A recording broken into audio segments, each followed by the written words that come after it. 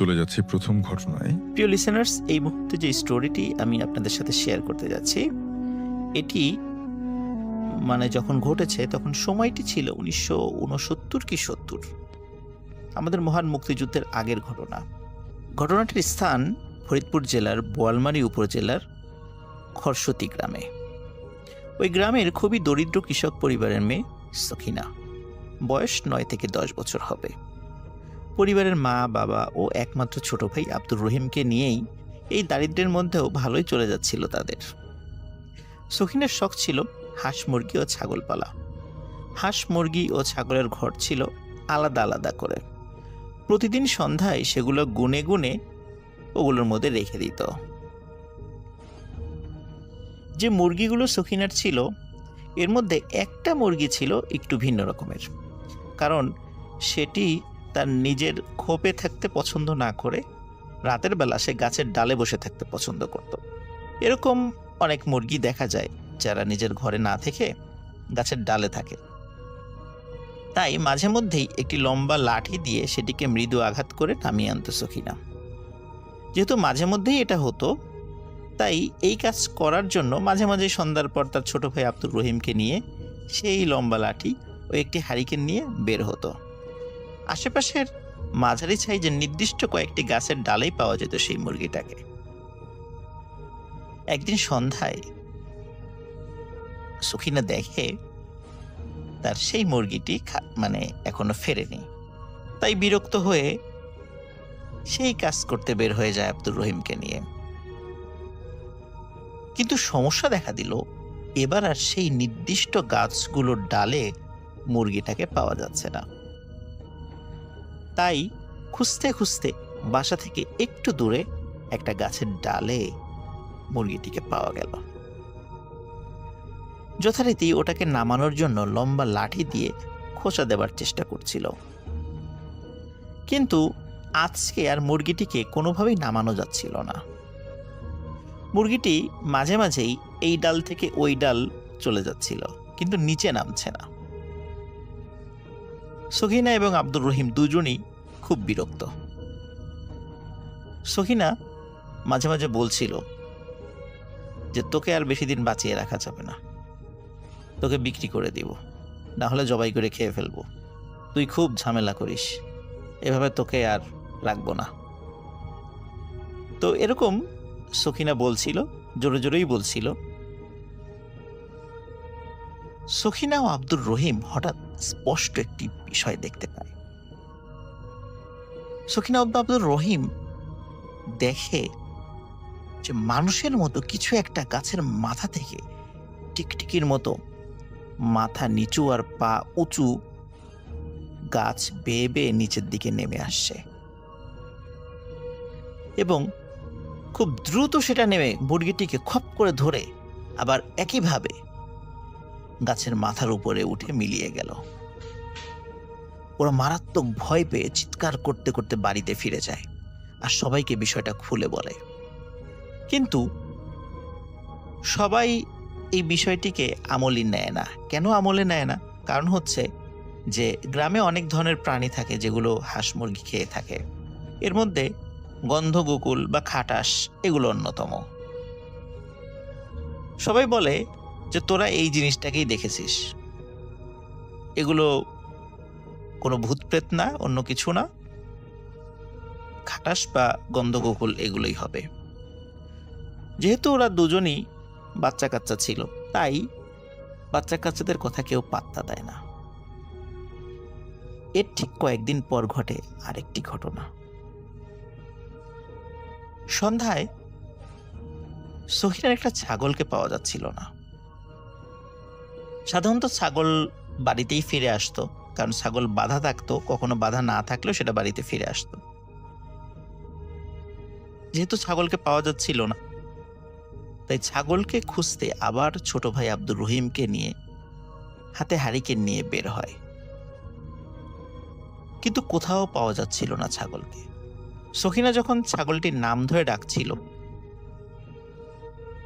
অনেক দূর থেকে ছাগলের শব্দ ভেসে আসছিল, কারণ সখিনা তার ওই ছাগলের ডাকটি শনাক্ত করতে পারত। সখিনার কানে যতটুকু আওয়াজ আসে তাতে বুঝতে পারে বাড়ি থেকে অনেক দূরের একটি উঁচু ভিটা থেকে ছাগলের মৃদু ডাকের শব্দ ভেসে আসছে, এবং এটাই তার কাছে মনে হচ্ছিল। আব্দুর রহিমও বলে, হ্যাঁ ঠিক ঠিক ওই উঁচু ভিটার ওই দিক থেকেই ছাগলের শব্দটি আসছে। তখন ওরা দুজন ওদিকে চলে যায়। এখানে বলে রাখা ভালো যে ওদের বাড়ি থেকে একটু দূরে যে উঁচু ভিটাটি রয়েছিল এটি আসলে ছিল একটি শ্মশান। বর্ষাকালে যখন সব দিক পানিতে তলিয়ে যায় তখনই আশেপাশের কয়েকটি গ্রামের হিন্দু ধর্মাবলম্বীরা লাশ পোড়ানোর জন্য এটা ব্যবহার করে। আর যখন শুকনোর সময় থাকে তখন এটা ব্যবহার করে না, নদীর পাড়ে লাশ পোড়ানোর জন্য নিয়ে যায়। তখন ছিল শীতের সময়, তাই চারদিকে শুকনো ছিল। আর ওদের বাবা সেদিন বাড়িতে আসতে কিছুটা দেরি করছিল বলে দুই ভাই বোন নিজেরাই সাহস করে চলে যায় সেই ভিটায়। সেই ভিটায় কিছু বড় গাছ ছিল এবং বেশ কিছু ঝোড় ঝাপ এগুলোও ছিল। গাছগুলো পার হয়ে ওরা যখন মূল ভিটায় গেল তখন আর কোনো ছাগলের শব্দ পাওয়া যাচ্ছিল না, শুধু ছিল চারদিক থেকে ঝিঝি পোকার ডাক। সহিনা তখন ছাগলটির নাম ধরে আবারও ডাকে। সাধারণত সখিনা আগে দেখতো যে ছাগলটির নাম ধরে যদি সখিনা ডাকে ছাগলটি উত্তর নেয়, এবং ছাগল যেভাবে শব্দ করে সেভাবে শব্দ করে সে উত্তর নেয়। সখিনা যখন কয়েকবার ছাগলটিকে ডাক দেয় তখন আবারও ছাগলের শব্দ তাদের কানে ভেসে আসে, কিন্তু এবার মনে হয় যে ছাগলের শব্দটি ঠিক মাটির উপর হচ্ছে না, মাটির উপর থেকে উঁচুতে, মনে হচ্ছে গাছের আগাত থেকে এই শব্দটি ভেসে আসছে। ওরা যখন আবারও ছাগলটির নাম ধরে ডাক দেয় তখন এক পাশ থেকে ছাগলের শব্দ আসে। ওরা দেখে একটি লম্বা গাছের দিক থেকে শব্দটি আসছে। সখিনা এবং আব্দুর রহিম হাতে হারিকেন নিয়ে সেই গাছটির দিকে যায়, কিন্তু সেখানে গিয়ে উপর দিকে তাকিয়ে কোনো ছাগল দেখতে পায় না। আবারও ডাক দেয়। তখন মনে হলো যে যেই জায়গা থেকে একটু আগে ওরা সরে এসেছে সেই দিকে গাছ রয়েছে, সেই গাছের উপর থেকে শব্দ আসছে। ওরা সেদিকে চলে যায়, গিয়ে উপর দিকে তাকিয়েও কোনো ছাগল দেখতে পায় না। তখন আবারও ছাগলটির নাম ধরে সখিনা ডাক দেয়। এবারে ডাকেও ছাগলটি উত্তর নেয় তার মতো করে শব্দ করে, কিন্তু মনে হচ্ছিল অন্য আরেকটি গাছ থেকে সেই শব্দ ভেসে আসছে। তার মানে হচ্ছে ছাগলটির শব্দ সরে সরে যাচ্ছিল, একই জায়গায় ছিল না। এবার যখন তার একটি গাছ শনাক্ত করে সেই গাছের নিচে গিয়ে উপর দিকে তাকায়, এবার ছাগলের দেখা পায়।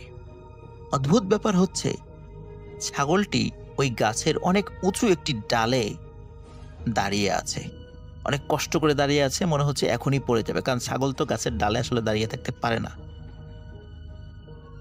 এখন প্রশ্ন হলো ছাগল এই গাছে উঠলো কিভাবে? ওঠার তো কোনো সম্ভাবনাই নেই। আর ডালের উপর যে দাঁড়িয়ে আছে মনে হচ্ছে মাত্র ও ডালের উপর দাঁড়িয়েছে, কেউ ধরে ওকে দাঁড় করিয়ে দিয়েছে এবং এখনই পড়ে যাবে এমন মনে হচ্ছে।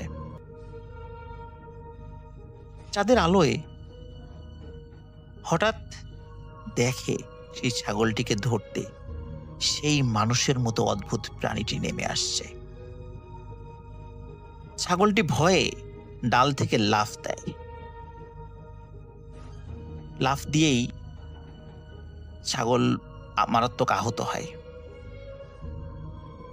কিন্তু সখিনা এবং আব্দুর রহিম দেখে মানুষের মতো সেই অদ্ভুত প্রাণী মাথা নিচে এবং পা উপরে টিকটিক টিকির মতো করে গাছ থেকে মাটিতে নেমে আসছে।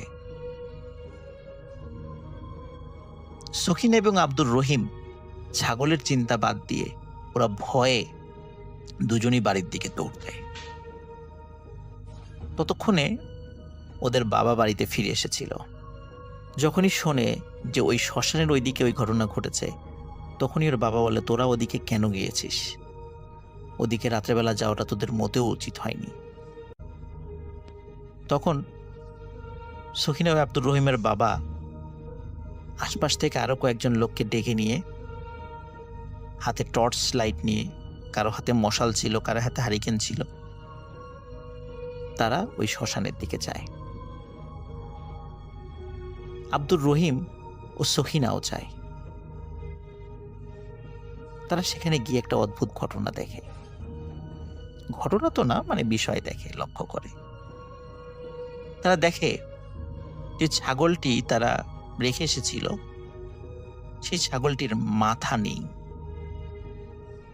এবং মনে হচ্ছিল যে ছাগলের বুক চিরে কেউ ভিতরের হৃৎপিণ্ডটা নিয়ে গেছে। চারদিকে রক্ত আর রক্ত।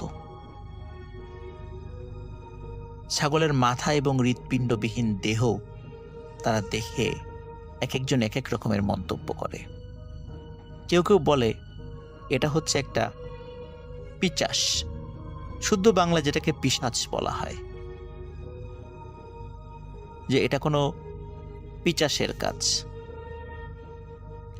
কেউ কেউ বলে না, ওরা বাচ্চা মানুষ, ওরা ভুল দেখেছে, এটা হয়তো বা কোনো মেছো ভাগ বা এই টাইপের কিছু হবে, এরকম কিছু না।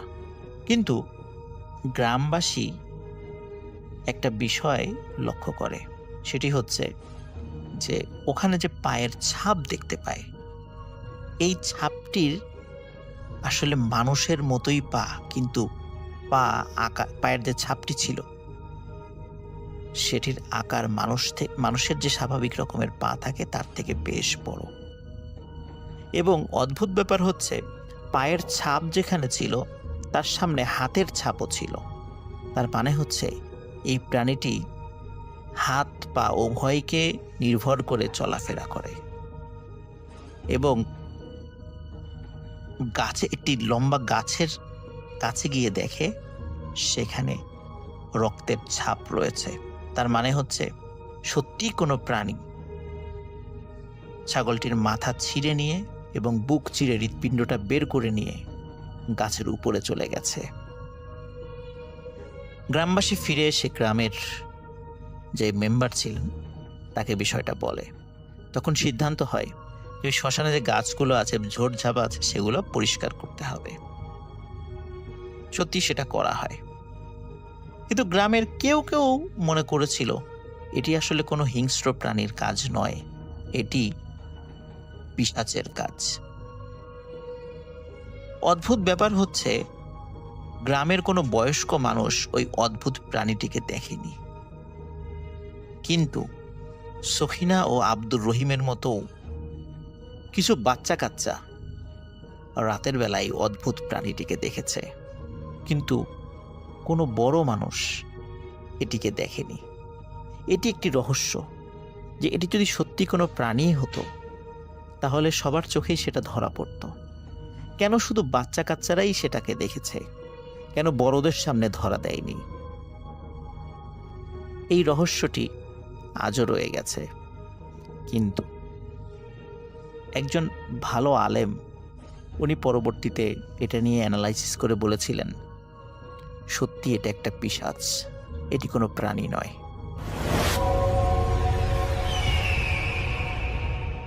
এটি একটি সত্য ঘটনা। ঘটনাটি ঘটে আজ থেকে 7 বছর আগে। বন্ধুর মামার নাম ছিল শৌখিন। তো মামা ছিল ব্যাচেলর এবং 3 দিন হয়েছিল কুমিল্লায় একটা নতুন বাসা ভাড়া নেয়। এক রাতে আনুমানিক 8টার দিকে মামার কাছে এক লোক আসে এবং বলে সে মামার গ্রামের বাড়ি থেকে এসছে। লোকটা মামাকে একটা চিঠি দেয় এবং চিঠিটা ছিল তার গ্রামের এক শিক্ষকের। চিঠিতে লেখা ছিল, বাবা শৌখিন, গ্রাম থেকে একজন লোক পাঠালাম, তাকে এক রাত থাকতে দিও। তাই মামা লোকটাকে থাকতে দিল। এরপর লোকটার সাথে একসাথে ভাত খেলো। এক সময় ভাত খাওয়া শেষ হলো। এরপর লোকটার সাথে মামা আলাপ করতে লাগলো। আলাপের এক পর্যায়ে লোকটা বলে, আমাকে একটা ছবি তুলে দিবেন, কারণ লোকটা মামার ঘরে একটা ক্যামেরা দেখতে পেয়েছিল। তো মামা লোকটার একটা ছবি তুলে দিলেন এবং হঠাৎ করেই কারেন্ট চলে গেল। এবং এমন সময় লোকটা বলে উঠল, আপনি ভূত দেখেছেন কখনো? মামা বলল, না। তখন লোকটা হেসে বলল, আরে আমি তো ভূত। লোকটার কথা শুনে মামাও হেসে উঠল। আলাপ করতে করতে প্রায় রাত 1টা বেজে গেল। মামা লোকটার থাকার ব্যবস্থা করে দেয়। লোকটার রুম আর মামার রুম পাশাপাশি। রাত তখন প্রায় 3টা বাজে। কে যেন মামার ঘরের দরজায় ঠক ঠক করে শব্দ করল। মামা দরজা খুলে দেখলেন যে লোকটার রুম থেকে মামার রুম পর্যন্ত রক্ত বয়ে আসছে। মামা লোকটার রুমের দরজা ঠোকা দিতেই দরজাটা খুলে যায়। মামা দেখলেন যে সেই লোকটার কাটা মাথা দরজার সামনে এবং লোকটার বডি বিছানায় ছটফট করছে। মামা তখনও বিশ্বাস হয়নি যে এটা কোনো একটা ভৌতিক ব্যাপার। মামা সত্যি ভেবেছিলেন যে লোকটাকে কেউ হয়তো মার্ডার করেছে। মামা প্রচন্ড ভয়ে চিৎকার দিয়ে দরজা খুলে বাইরে যেতে চায়, কিন্তু খেয়াল করে যে দরজা বাহির থেকে বন্ধ। ঠিক তখনই মামা দেখে যে কাটা মাথাটা টেবিলের উপর, আর এটা দেখেই মামা সেন্সলেস হয়ে যায়। এরপরের ঘটনাগুলো এমন: মামা সকালে উঠে রুমে কোনো লাশ এবং সেই চিঠিটা পায় না, কিন্তু দেয়ালে লেখা দেখতে পায়, দ্রুত বাসাটা ছাড়ো। রাতে লোকটা যেসব খাবার খেয়েছিল তার সবই মামা টেবিলে দেখে চমকে ওঠে। মামা বাইরে এসে সবাইকে বলে যে গত রাতে কারেন্ট ছিল না, বলে আমার খুব একটা সমস্যা হয়েছে। তখন সবাই বলল যে গত রাতে তো কারেন্ট ঠিকই ছিল। মামা ঘটনাটা বাড়িওয়ালাকে বললে তিনি বলেন যে 4 বছর আগে দুইজনকে বাসাটা ভাড়া দেয়, কিন্তু এক রাতে একজন আরেকজনকে জবাই করে পালিয়ে যায়। এরপর থেকেই সেই রুমটাতে হরর অনেক ঘটনা ঘটতে থাকে।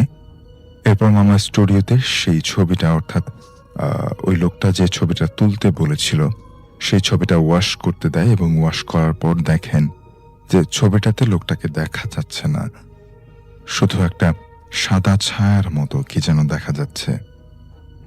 সবচেয়ে মজার বিষয় হচ্ছে তখনই আবার একটা লোক এসে মামাকে ঠিক আগের মতো একটা চিঠি দেয়, এবং চিঠিতে সেই মাস্টারের, অর্থাৎ যে শিক্ষক আগের বার লোকটাকে থাকার জন্য বলেছিলেন আদেশ দিয়ে বা অনুরোধ করে, চিঠিতে সেই একই লেখা।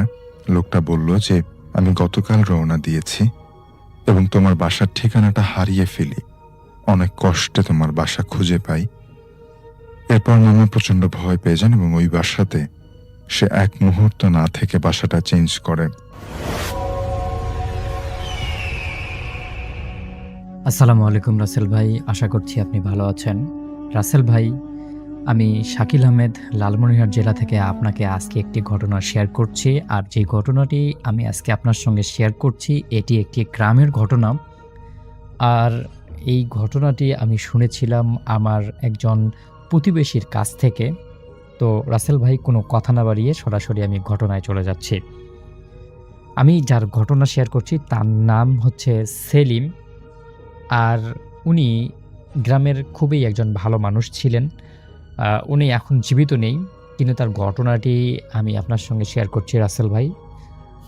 ওনার যে বাড়িটা ছিল সেই বাড়িটা ছিল আমাদের গ্রামেরই একদম শেষ প্রান্তে, একদমই মানে তারপরেই একটা নদী, নদীর পর চর, তারপরে অন্যান্য আর কি গ্রাম। তো উনি সাধারণত একজন দিনমজুর ছিলেন। উনি মাঝে মধ্যে মানুষের বাড়িতে কাজ করতেন, আবার মাঝে মধ্যে সেই যে ওনার বাড়ির পরে নদী ছিল সেই নদী থেকে মাছ ধরতেন, মাছ ধরে বাজারে বিক্রি করতেন। তো এইসব করেই ওনার দিন চলে যাইত। সাধারণত রাসেল ভাই, এরকম ফ্যামিলিতে 3 বেলা ভরপেট খাওয়ার সৌভাগ্যটুকু মাঝে মাঝে হইতো না। যাই হোক, তার ছিল 2 সন্তান, একজন বড় ছেলে আর একটা হচ্ছে ছোট। আর যেই সময়ের ঘটনাটা আমি বলছি রাসেল ভাই, সেই সময়টা ওনার যে ছেলেটা ছিল তার বয়স আনুমানিক তখন 15 কি 16 ছিল, আর মেয়েটার বয়স 7-8 হবে আর কি। আর এই যে মেয়েটা ছিল তার নাম হচ্ছে সেলিনা, এবং সে খুবই শান্ত স্বভাবের একটা মেয়ে। একদিন রাতে খাবার খেয়ে সবাই ঘুমিয়ে পড়েছিল। রাত অনেক গভীর, আর সেরকম একটা জায়গায়, এরকম একটা চর বা গ্রামের শেষ মাথার একটা জায়গা, এতটাই মানে নিস্তবতা হয়ে যায় যে আশেপাশের যেন অদ্ভুত রকমের কিছু শব্দ সেখানে শোনা যায়। কিন্তু রাসেল ভাই এই শব্দগুলো তারা শুনতে শুনতে অভ্যস্ত হয়ে গেছে, তাদের কাছে এগুলো আর ভয় লাগে না, বা এগুলো নিয়ে তার আর কোনো কিছু মানে কি বলে, মানে ভয় ফিল হয় না। তো রাসেল ভাই হঠাৎ করেই সেই লোকের যে মেয়ে ছিল সেলিনা, ওর রাত্রের বেলা ঘুম ভেঙে যায়। আর ঘুম ভেঙে গিয়েই সে শুনতে পারে কেউ যেন বিড়বিড় করে কিছু বলছে। কথাগুলো স্পষ্ট হচ্ছে না, সে বুঝতে পারতেছে না যে আসলে কে বলতেছে বা কি বলতেছে, কিন্তু সে স্পষ্টভাবে শুনতে পাচ্ছে কেউ একজন বিড়বিড় করে কিছু একটা বলছে। তো সেলিনা ভাবল হয়তো ঘুমের মধ্যে তার মা বা তার বাবা কথা বলছে। তো হঠাৎ করেই সে একটু কাছে গিয়ে দেখলেন, আর দেখেই সে মানে এমন একটা দৃশ্য দেখলেন যেই দৃশ্যটা তার আসলে দেখা উচিত ছিল না। সে দেখল তার মা বিড়বিড় করে কার সাথে জানি কথা বলছে। সেদিন তার বাবা মাছ ধরতে গিয়েছিল, রাত তেমন বেশি হয়নি, কিন্তু তার মা আনমনে কার সাথে জানি এমন একটা ভাষায় কথা বলতেছে, এমন একটা মানে সুরে কথা বলতেছে যেন মনে হচ্ছে যে এই কথাগুলো তিনি বলতেছে না, অন্য কেউ আর কি তার দ্বারা বলাচ্ছে। তো এইরকম একটা দৃশ্যের পর সে আর কি তার মাকে ডাকেনি, সে কোনো কথা না বলে চুপচাপ সে তার মতো করে ঘুমিয়ে গেছে। পরদিন সকালবেলা সেই সেলিনা তার মাকে জিজ্ঞেস করে, মা তুমি রাত্রের বেলা কার সাথে জানি কথা বলতেছিলে বিড়বিড় করে? তখন মা তাকে ধমক দিয়ে বলে, হ্যাঁ আমি কথা বলবো মানে, কি স্বপ্নে কি দেখিস না দেখিস। তো এইটা তখন শোনার পর তার মা এবং তার বাবা, যে যার আমি কথা বলতেছি সেলিম, তো ওরা দুইজনেই তার মেয়ের উপর একটা সন্দেহ করে বসে যে আসলে তার মেয়ের কি হয়েছে, রাতের বেলা এলে কি বলে না বলে। অনেক টেনশনে তারা পড়ে যায় এবং পরদিন তারা দুজনেই কোনো কাজে না গিয়ে সেদিন সারাদিন রেস্ট করে, কারণ তারা রাত্রের বেলা আজকে তাদের মেয়েকে পাহারা দিবে, দেখবে যে তাদের মেয়ে আসলেই কোথায় যায় বা কি করে, হঠাৎ করে এই সমস্ত কি বলে। যাই হোক রাসেল ভাই, পরদিন রাত্রের বেলা বাবা এবং মা দেখে তাদের মেয়ে সেলিনা কার সাথে যেন মানে এমন সুরে কথা বলতেছে, এমন একটা ভাষায় কথা বলতেছে যেই ভাষাটা বা যেই সুরটা তারা আগে কখনো শুনেনি, কারো মুখ থেকেও শুনেনি।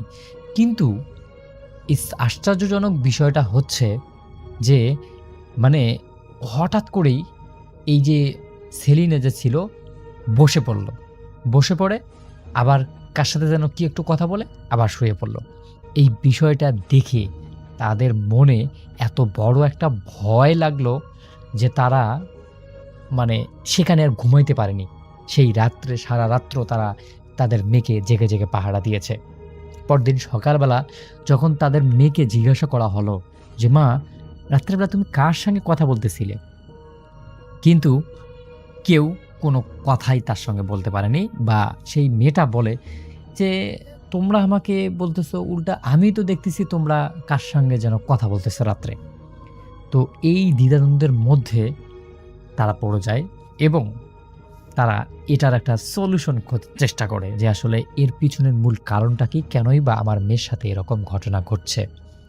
তখন সেই যে মাঝি ছিল সেলিম উদ্দিন, উনি ওই চর পেরিয়ে পরের গ্রামে যান। পরের গ্রামে গিয়ে একজন মসজিদের ইমাম আছে যাকে উনি খুব বিশ্বাস করেন এবং সেই ইমামের পরামর্শে উনি আর কি কাজ করেন। তো ইমামকে যখন এই ভুল ঘটনাটা বলল, তখন ইমাম সাহেব বলল, সেলিম তুমি চিন্তা করো না, তোমার সঙ্গে আমি কোনো কিছু হতে দেব না, তুমি আজকে বাড়ি যাও, কালকে দিনের বেলা আমি সময় করে যাব তোমার বাড়ি। যাই হোক সেলিম ওনার নৌকা নিয়ে আবার ওনার বাড়ি ফেরেন এবং পরদিন সকালের জন্য অপেক্ষা করেন কখন হুজুর আসবে। অবশেষে অপেক্ষার অবসান ঘটিয়ে সেই হুজুর আসলো। হুজুরের হাতে একটা টোপলা।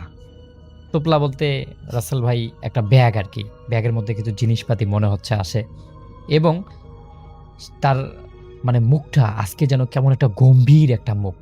অন্যদিন আরও অনেক দিন ওই হুজুর সেলিম সাহেবের বাড়ি এসেছেন, কিন্তু কখনো এরকম হয়নি, হাসি মুখে ছিলেন সব সময়। কিন্তু আজকে এরকম একটা অবস্থা দেখে সেলিম সাহেব ঘাবড়ে যান। উনি ভাবেন হয়তো তার মেয়ের সাথে খারাপ কিছু হয়েছে বা খারাপ কিছু হতে যাচ্ছে। তখন উনি ইমাম সাহেবকে বলেন যে, ভাই, আমার মেয়েটার সঙ্গে কি হলো? আপনি আমার মেয়েটাকে সুস্থ করে দেন। আমার মেয়েটা ঘুমের মধ্যে কী সব আবুল তাবুল বলে। তো তখন ইমাম সাহেব বলে, চিন্তা করার কোনো কারণ নাই। তুমি থামো, আজকে রাতটা আমি তোমার বাড়িতেই থাকবো এবং এটা পর্যবেক্ষণ করার চেষ্টা করব। রাসেল ভাই তারা তাড়াতাড়ি খেয়ে দিয়ে মেয়েকে শুইয়ে দিয়ে তারা অন্য রুমে আর কি শুয়ে থাকার একটা ভান করে, যেন মেয়ে বুঝতে পারে যে তার বাড়ির সবাই ঘুমিয়ে পড়েছে। যাই হোক, এইটার পর রাসেল ভাই রাত যখন 12টা বাজে তখন তারা শুনতে পারে তার মেয়ে আজকে কেমন যেন গোঙানি একটা শব্দ করছে। এমন একটা গোঙানি শব্দ, যেই শব্দটা মনে হচ্ছে যেন তাদের পুরো বাড়িটার নিচ থেকে কেউ একটা শব্দ করছে। কিন্তু তারা সেই শব্দটার খোঁজ না করে সরাসরি করে ইমাম সাহেব চলে গেলেন সেই যে সেলিনা নামের মেয়ে আছে তার রুমে, এবং গিয়ে দেখেন সেলিনা মেয়েটা আজকে বাড়িতে নেই।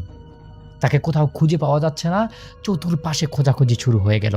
ইমাম সাহেব হুজুর তার হাতে থাকা যে ব্যাগটা ছিল সেই ব্যাগটা থেকে অদ্ভুত কিছু জিনিস বের করে একদম সেই বাড়ির উঠোনের মধ্যে বসে পড়ে। তার সামনে কয়েকটা মোমবাতি এবং সাদা রঙের কিছু একটা ধূসর মতন জিনিস পরে রাখা, এবং সে মুখ দিয়ে কি যেন কি শব্দ বলছে, মনে হচ্ছে কিছু মন্ত্র পড়ছে, এবং বলছে উত্তরে যাও, দক্ষিণে যাও, পশ্চিমে যাও, এরকম করে বিভিন্ন দিক দিয়ে যাওয়ার চেষ্টা করতেছে। এবং অবশেষে তিনি বলেন, ধরে ফেলেছি। হঠাৎ করে ইমাম সাহেব বলে, ধরে ফেলেছি। এই কথা বলার পর ইমাম সাহেব সেখান থেকে উঠে সরাসরি একটা শ্মশান ঘাটে চলে যান, এবং সেই শ্মশান ঘাটের একটা গাছের নিচে দেখেন ওই সেলিম সাহেবের মেয়ে সেলিনা সেখানে বসে আছে। কেমন যেন একটা অদ্ভুত রকমের শব্দ করছে, চুলগুলো এলোমেলো, মনে হচ্ছে তাকে কেউ উড়িয়ে নিয়ে এসেছে এখানে। আর যখনই ইমাম সাহেব সেলিনাকে ধরতে যাবে, আর ঠিক তখনই ইমাম সাহেবকে সজোরে সামনে থেকে অদৃশ্য কোনো একটা শক্তি যেন খুব জোরে একটা আঘাত করল। ইমাম সাহেব মাটিতে পড়ে যায়। আর এটা দেখার পর সেখানে উপস্থিত যারা ছিল তারা সবাই অবাক হয়ে যায়। তারা সবাই ভয় পেয়ে যায় যে ইমাম সাহেব এত শক্তিশালী একটা মানুষ হওয়ার পরেও এনাকে কি একটা অদৃশ্য শক্তি এভাবে ফেলে দিল। কেউ সামনে যে এগিয়ে ইমাম সাহেবকে ধরবে সেই ধরার সাহসটুকু কেউ করতে পারছে না। এরপর হঠাৎ করেই ইমাম সাহেব একদম চোখ বদ্ধ করে দাঁড়িয়ে গেল। আর দাঁড়িয়ে যাওয়ার পর সেই সেলিনার একটা মাথার থেকে চুল টান মেরে তুলে ফেলল, এবং এই চুলটাকে তার আঙ্গুলের মধ্যে কয়েক পেঁচ দিয়ে ধরে থাকে। বলল, তুই যেই হোস না কেন, আমার কাছে তুই কিছুই না। এই নিষ্পাপ মেয়েটার সঙ্গে তুই কি করছিস? আমি তোকে শেষবারের মতো বলছি, তুই যদি 1 সেকেন্ডের মধ্যে এখান থেকে না চলে যাস, তাহলে তোর আমি এমন ক্ষতি করব যেই ক্ষতি তুই কোনোদিনও পুষিয়ে নিতে পারবি না। ইমাম সাহেবের মুখ থেকে এই কথাগুলো শুনে উপস্থিত সবাই অবাক হয়ে গেল। ইমাম সাহেব কার সঙ্গে কথা বলছে, কি কথা বলছে? এরপরেই আসল ভয়ঙ্কর দৃশ্য দেখতে পারে সবাই দেখে সেই শ্মশান ঘাটের দিক থেকে ধোঁয়ার মধ্যে একটা সাদা অবয়ব ভেসে আসে, এবং সেই অবয়বটা ইমাম সাহেবের কাছে আকুতি মিনতি করা শুরু করে দেয়। ইমাম ওই অবয়বটা বলে, আমাকে ছেড়ে দেন, আমার ভুল হয়েছে, আমি আর কখনোই ভুল করব না। কিন্তু ইমাম সাহেব কোনোভাবেই ছেড়ে দিচ্ছে না। ইমাম সাহেব বলছে, তুই আমাকে আঘাত করেছিস, আমি তোর শেষটা দেখেই ছাড়ব। আমি তোকে যেটা বলছি সেটা আগে কর, এই মেয়েটাকে আগে সুস্থ কর। এবং এরপরেই সেখানে থাকা সেলিনা ধপ করে মাটির মধ্যে শুয়ে পড়ে এবং আস্তে আস্তে নিস্তেজ হয়ে যায়। ইমাম সাহেব সেই চুলটা এবং সেলিনাকে নিয়ে বাড়ির মধ্যে চলে আসে। বাড়ির মধ্যে চলে আসার পর ইমাম সাহেব সেই যে চুলটা ছিল, সেই চুলটা ওনার যে বসে থাকা সেখানে একটা ব্যাগ থেকে সুন্দর মোটা কালো রঙের সিপি মারা এবং পুরো বোতলটা কেমন যেন একটা নীল রঙের ফ্যাকাশে রঙের সেই বোতলের মধ্যে চুলটাকে ভরে ফেলে। আর ঠিক তখনই মনে হচ্ছে যেন আকাশ বাতাস ভেঙে ঝড় তুফান এসে সেলিম সাহেবের বাড়িটাকে উড়িয়ে নিয়ে যাবে। কিন্তু ইমাম সাহেব বলল, তুই যদি আর একটুও বাড়াবাড়ি করিস আমি তোর শেষ দেখেই ছাড়ব। এরপর আরও চতুর্পাশ থেকে মনে হচ্ছে অনেকগুলো মানুষ একসঙ্গে হাউমাউ করে কান্না করছে। মনে হচ্ছে যেন ইমাম সাহেব কাউকে ওই বোতলটার মধ্যে বন্দি করে রেখেছে। এরপর ইমাম সাহেব বলেন, আমি তোকে ছাড়তে পারবো না, আমি তোকে এমন শাস্তি দেব যেই শাস্তির ফলে তুই আর কখনো কারো ক্ষতি করার সাহসটুকু পাবি না। এরপর ইমাম সাহেব সবাইকে, উপস্থিত সবাইকে বলে, সবাই একটা বিশাল বড় গর্ত খোঁড়ন। এবং বিশাল বড় একটা গর্ত খোঁড়ার পর তার সাথে যে কি বলে চুলটা ছিল, সেই চুলটা নিয়ে বোতলটার মুখ একটু খোলা রেখে সেই বোতলটার ভিতরে আগুন ধরিয়ে দিয়ে সেই যে গর্তটা করেছিল সেই গর্তটার মধ্যে দিয়ে একদম সাথে সাথে মাটি চাপা দিয়ে দেয় সেখানে। এই মাটিটা চাপা দেওয়ার পর যেন মনে হচ্ছে চারপাশটা দুমড়ে মুচড়ে ভেঙে একদম নিস্তেজ হয়ে গেল সব কিছু। পরিবেশ একদম ঠান্ডা, আকাশ থেকে মনে হচ্ছে রহমতের একটা বাতাস পড়ল সেই বাড়ির মধ্যে। তার কিছুক্ষণ পরেই সেলিনা জ্ঞান ফিরে সে এত মানুষ দেখে ঘাবড়ে যায়, বলে যে এখানে এত মানুষ কিভাবে আসলো, আমার কি হয়েছে, আমার বাড়িতে কি হয়েছে। সে এমন একটা অবস্থা, সে কোনো কিছুই বুঝতে পারতেছে না। এরপর ইমাম সাহেব বলে, তোমার কিছু হয়নি, তুমি যাও, ঘুমাতে যাও। এবং ইমাম সাহেব সেদিন সেখানে সেই বাড়িতে 2টা তাবিজ 2 কোণার মধ্যে পুঁতে রেখে সেলিম সাহেবকে নিয়ে রওনা দেন তার নিজের বাড়ির উদ্দেশ্যে। আসার সময় সেলিম সাহেব তাকে জিজ্ঞাসা করে, হুজুর আপনি কি করলেন, আমি তো কিছু বুঝতে পারলাম না, আমাকে একটু বলুন, আমার শুনতে ইচ্ছা করতেছে। তখন ইমাম সাহেব বলে, তোমার বাড়িতে একটা নরপিশাচ ভর করেছে, যে পিশাচটা তোমার সুখের সংসারকে তছনছ করে দিত, কিন্তু আল্লাহর রহমতে আমি তাকে ধরতে পেরেছি এবং তাকে আমি ধ্বংস করে দিয়েছি। আমি আশা করি তোমার পরিবারের উপর সে আর কখনো নজর দিবে না, কারণ আমি তার বংশ ধ্বংস করে দিয়েছি। যদি কোনো দিন কোনোভাবে তার কোনো শাখা পোশাকাই বাড়ির দিকে আসে, আমি সেটাকেও ধ্বংস করে দেব, তুমি টেনশন করো না। আর আমার মনে হচ্ছে না সে এই পরে আসতে পারবে বা আসবে, এরকম কিছু মনে হচ্ছে না। যাই হোক রাসেল ভাই, এরপর থেকে ওই সেলিম সাহেবের বাড়ির আশেপাশে এখন অনেক বাড়ি হয়েছে, অনেক বাড়ি আছে। এখন জায়গাটা ওই রকম হন্টেড না, ভালো একটা জায়গা। তো এটাই ছিল ঘটনা। রাসেল ভাই, যদি ঘটনাটা ভালো লাগে তাহলে শেয়ার করবেন। যার কথা, যার ঘটনা শেয়ার করব, আমি আপনাদেরকে বলবো যে আপনারা কিভাবে ঘটনাটাকে নিবেন, এটা আপনাদের উপর, আমি আপনাদের উপর ন্যস্ত করে দিচ্ছি। শুধুমাত্র ঘটনা হিসাবেই নেবেন এবং এই ঘটনাটা আসলে বর্তমান কালের সময়ের সাথে কোনোভাবেই ম্যাচ করে না। চারেনি মঞ্জুশ্রী অসম্ভব বুদ্ধিমতী একজন মেয়ে ছিল। তিনি থাকতেন তার বাবা মার সাথে, তার বাবা মার একমাত্র কন্যা। তার মায়ের, তিনি জন্মের আগে তার মায়ের প্রায় 2 জন শিশু মিসক্যারেজ হয় ও একজন জন্মের 7 দিন পর মারা গেছিল। সেই বাচ্চাটি মারা যাবার আগের দিনও সুস্থ ছিল, কিন্তু হঠাৎ বাচ্চাটার নিঃশ্বাস নিতে কষ্ট হচ্ছিল এবং চোখের সামনেই শিশুটির বুক আর ধড়পড় করছিল না। চিকিৎসক, সেখানকার শল্য চিকিৎসক বলা যায়, এর কাছে নিলে ঘোষণা করা হয় শিশুটি আর বেঁচে নেই। তার বাবা মা বেশ কিছুটা সময়ের পর চারিনীকে পায়। তাদের বাড়ি ছিল আসামে, আমি জায়গার নাম বলছি না। ঘটনাটি আসাম আন্দোলনের আগেই ঘটেছিল। তাদের বাড়ির বিবরণ দিতে গেলে বলা যায় যে পুরো বাড়িটাই ঘন গাছপালায় ঘেরা এবং এটা পাহাড়ি অঞ্চল, বেশ বড় সড়ো জায়গা। এবং আশেপাশে আত্মীয় তথা এলাকার লোকজনদের বসবাস। অত মানুষ এতক্ষণ ছিল না। আর পাহাড়ি এলাকায় চারিনীদের বাড়ি ছিল। যাই হোক, চারিনীর মা যখন অন্তঃসত্ত্বা, তখন তার কত মাস চলে এটা তার মনে ছিল না। তবে এতটুকু মনে ছিল যে চারিনীর জন্মের 2-3 মাস আগে চারিনীর মা নাকি রাতের বেলা প্রচন্ড পিপাসায় ঘুম ভাঙে। তো ঘুম ভাঙার পর দেখতে পায় তার বাড়ির ভেতর একজন মানুষ কেমন পায়চারা করছে এদিক সেদিক। তিনি চোর চোর বলে চিৎকার দেন ঠিকই, কিন্তু চারিনী বা উঠে গেলে তিনি হঠাৎ সবকিছু ঝাপসা দেখতে থাকেন এবং এক পর্যায়ে আর কিছুই দেখেন না। ঘরের দুয়ার তো বন্ধ, তাহলে এই মানুষ ঢুকলো কিভাবে? খুব অবাক হয়ে যান যে স্পষ্ট একজন মানুষ, সারা শরীর চাদরে আবৃত, সাদা ধবধবে চাদর, এই মানুষটা কেমন পায়চারা করছে তাদের ঘরের ভেতর। এবং সেদিন ছিল প্রচন্ড ঝড়, বাইরে ছিল বাতাস, কিন্তু বৃষ্টি ছিল না, সব উড়িয়ে নিয়ে যাওয়ার মতো অবস্থা। চারিনীর জন্মের কিছুদিন আগে চারিনীর মা একটা স্বপ্ন দেখেন। সেই স্বপ্ন নাকি তিনি দেখেন চারিনীকে। স্বপ্নের মধ্যে চারিনী এসে তাকে বলছিল কিছু কথা, এবং কথা শেষে বলছে, আমি তোমার মেয়ে বলছি। তিনি ধরপড় করে উঠে পড়ে।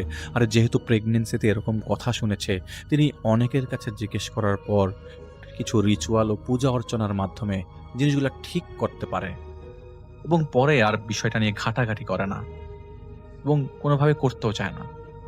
তো চারিনীর জন্মের আগে এই 2 দিনই চারিনীর মা 2টা ইনসিডেন্টের সম্মুখীন হয়, এবং তিনি তার বাবা মা ও চারিনীর মামাদের কাছে বলেছিল, এবং তারা সবাই আশেপাশে থাকতো একই এলাকার ভেতর। তো চারিনীর বাবার কোনো পরিবার ছিল না, চারিনীর দাদা দাদি অনেক আগেই মারা গিয়েছিল। তো চারিনী জন্মের পর আসলে মামাদের দেওয়া জায়গা নিজেরা কিনে বাড়ি করে থাকা শুরু করে, ঘর উঠিয়ে থাকা শুরু করে। তো চারিনীর জন্ম হয় 1949 সালে। চারিনীর জন্মের পর চারিনীর মা আর আগের মতো প্রবলেম না থাকায় এবং আগের খারাপ জিনিসগুলো আর না দেখবার কারণে ধীরে ধীরে পিছনের সব ঘটনা ভুলতে শুরু করে। এমনকি তার একটা পর্যায়ে সব ভুলেও গিয়েছিল। আর চারিনী এতটাই সুন্দর ছিল যে তারা সবকিছু ভুলে গিয়েছিল।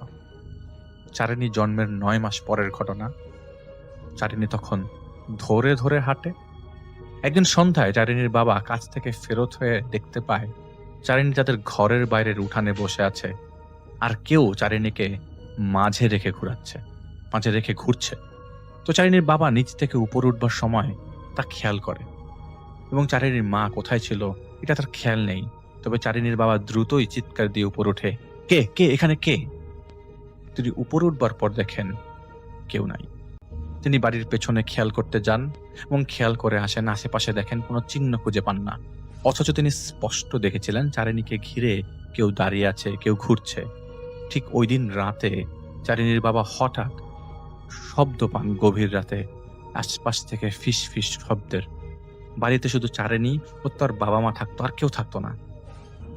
আর তারা থাকতো একটু উপরে আর নিচে পাহাড়ের মাঝামাঝি জায়গায়। এখন এই জায়গা অনেকটা শহরের মতো, তখন এত কিছুর ছোঁয়া ছিল না। চারিনী বাবা এরকম শুনছে যে তাদের বাড়ির আশেপাশে জানালার পাশ দিয়ে কেউ কথা বলতে বলতে যাচ্ছে।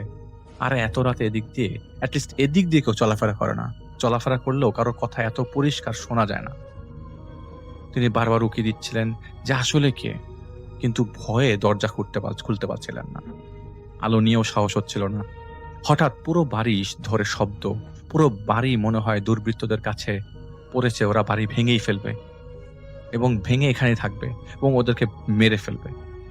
তারা ঈশ্বরকে ডাকছিল, এবং তাদের ঘরের একটা জানালা দিয়ে চারিনীর মামার ঘর দেখা যায়। সেই জানালা দিয়ে চারিনীর মামা খুব জোরে জোরে তার মামার নাম ধরে ডাকছিল, ভাই এদিকে আসো, আমাদের বাঁচাও। চারিনীর বুকে জড়িয়ে সেই রাতটি কাটে তাদের দুজনের, কিন্তু কিছুই করার ছিল না, কেউ আসতেও পারেনি। এবং সকালের আলো ফুটবার আগ পর্যন্ত তারা চারিনীকে এরকম বুকে জড়িয়ে একটা কোনায় বসেছিল। এরকম একটা বিভীষিকাময় রাত পার করার পর চারিনীর বাবা মা তাদের পুরোহিতের কাছে যায়।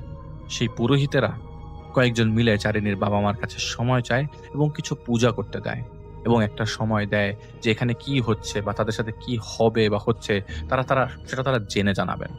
তবে 7-8 দিন সময় দিতে হবে।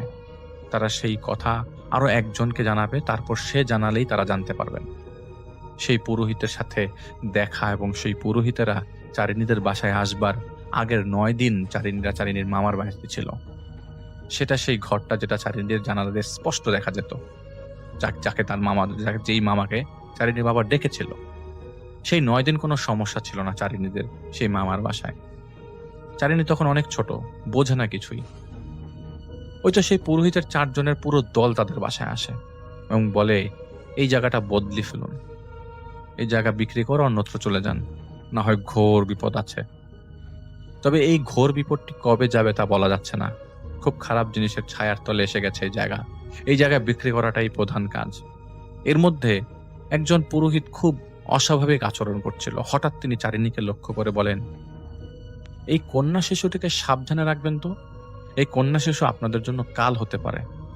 আপাতত এই জায়গা ছেড়ে দিন, বিক্রি করবার কথা চিন্তা করবেন, তবে এই বাসায় আপনারা না থাকলেই বরং ভালো। চারিণীর নানা নানি এবং মামাদের সম্মিলিত প্রচেষ্টায় সেই আমলে সেই পুরোহিতদের দল মিথ্যু উপাধি পায় এবং তাদেরকে অনেক জোর জবরদস্তি করেই এই জায়গা ছাড়তে মানা করে। কিন্তু যেহেতু চারিণীর বাবা খুব চাইছিল জায়গাতে থাকতে, না পরে চারিণীর 1.5 বছর বয়সে এই জায়গা ছেড়ে একই পাহাড়ের একটু নিচের দিকে তারা থাকতে শুরু করে। সেই জায়গা একটা সময় নামমাত্র দামে বিক্রি করে চারিণীরা ওই জায়গায় থাকতে শুরু করে। যার কাছে বিক্রি করেছে সে তো কোনো সমস্যায় পড়ছে না, তাহলে চারিণীদের পরিবার কেন সমস্যায় পড়ছে? এই চিন্তা করতে করতে শুরু হয় এক প্রকার টেনশন, যেখানে প্রতিদিন রাতে চারিণী নাকি বিছানায় চুপ করে বসে থাকতো। যেখানে সে রাতের বেলা কান্না করতো খিদে পেলে, সেখানে হঠাৎ করে সেই ছোট্ট শিশু চুপ করে বসে আছে। সেদিনের পর থেকে চারিণীর বাবা এমন কাউকে খোঁজা শুরু করেন যে আসলেই তাদের সমস্যার কথা বলতে পারবে। হঠাৎ এক পুরোহিত বলেছিল যে আপনার মেয়েকে সাবধানে রাখবেন। তাকে খোঁজা শুরু করেন, যে পুরোহিতটা তাদের বাসায় এসেছিল তাকে খোঁজা শুরু করেন। কিছুদিন যাবৎ চারিণীর মধ্যে হাব ভাব কোনোভাবেই নর্মাল লাগছিল না। তার মেয়ে কিছু খাচ্ছে না, কিছু যাই খাচ্ছে তাই বমি করে দিচ্ছে। কিছুদিন আগে চারিণীকে দুপুরের খাবার খাওয়ানো হয়েছিল, সব ঠিকঠাক। হঠাৎ মেয়েটা বমি করলো এবং বমির ভেতর থেকে ছোট ছোট পোকা, যেটা শরীরের মধ্যে মারা গেলে মানুষের ভেতরে হয়, সেরকম পোকা দেখা গেল। তারা সেদিনের পর থেকে আসলে বুঝতে পারছিল কোনো খারাপ কিছুর ছায়া তাদের উপর তথা তার মেয়ের উপর পড়ে গেছে। নাহলে এরকম ভাবে জীবনের বিপর্যয় তো নামতো না। ব্যবসায় মন্দাভাব শুরু হয়ে যায় তখন, এবং চারিণীর শরীর খারাপ হতে থাকে। সেই পুরোহিতের সন্ধান কিভাবে জানি পেয়ে যায়, এবং সেই পুরোহিতের সন্ধানের পুরোহিতের কাছে চারিণীকে নিয়ে গেলে পুরোহিত চারিণীকে কিছু একটা দিয়ে পানি দিয়ে গোসল করাতে বলে, এবং চারিণীর মাকে সেই পানি দিয়ে গোসল করানোর পর তার সামনে নিয়ে গেলে বলে তিনি অদৃশ্য, তার সাথে কিছু অদৃশ্য বস্তুর যোগ সাজস আছে। সেই পুরোহিত তখন সনাতন ধর্মাবলম্বী একজনের কাছে চারিণীর বাবাকে রেফার করে দেয়। সেই পূজারীকেও পেতে বেশ বেগ পেতে হয় চারিণীর বাবাকে। সেই পূজারী চারিণীর বাবা মাকে বলে শিগগির একটা পুজো দিতে হবে, সেই পূজাতে মহিষ বলি দিতে হবে 2টো, এবং 2টা মহিষ বলি দিলেই অশ্বঘোরকে আমরা চারিণীর কাছ থেকে সরাতে পারবো। তাছাড়া পারবো বলে মনে হয় না, যেহেতু টাকা পয়সার বিষয় ছিল, আর ব্রিটিশ সাম্রাজ্য থেকে তখন মুক্তি মানে ওই সেক্টরটা মুক্ত হয়ে গেছে। তখন চারিণীর বাবা আরো কিছু জায়গা বিক্রি করে এই টাকা জোগাড় করে 2টা মহিষ বলি দেয়, এবং একই সাথে 20 বছর চারিণীর মধ্যে কোনো সমস্যা দেখা যায়নি। প্রথম 5 বছর তারা খুব প্রখরভাবে লক্ষ্য করে চারিণী বড় হওয়া পর্যন্ত কোনো সমস্যা হয় কিনা। তারা ধরে নিয়েছিল সমস্যা আসতে পারে, কিন্তু 5 বছরের মধ্যে যেহেতু সমস্যা আসে নাই তারা, এবং 20 বছর পর্যন্ত কোনো সমস্যাই দেখে নেই, তখন তারা মনে করেন যে ওকে ঠিক আছে, চারিণী এখন কোনো সমস্যাই নেই। এর মধ্যে চারিণীর বাবা মা একটা ছেলে দত্তক নেয়, এবং ছেলেটা চারিণী থেকে বেশ কয়েক বছরের ছোট ছিল। ওরা দুজন একসাথেই বড় হয়, যেহেতু আগেই বলেছিলাম যে চারিণী অনেক সুন্দর ছিল এবং পড়াশোনা করার প্রবল ইচ্ছা ছিল।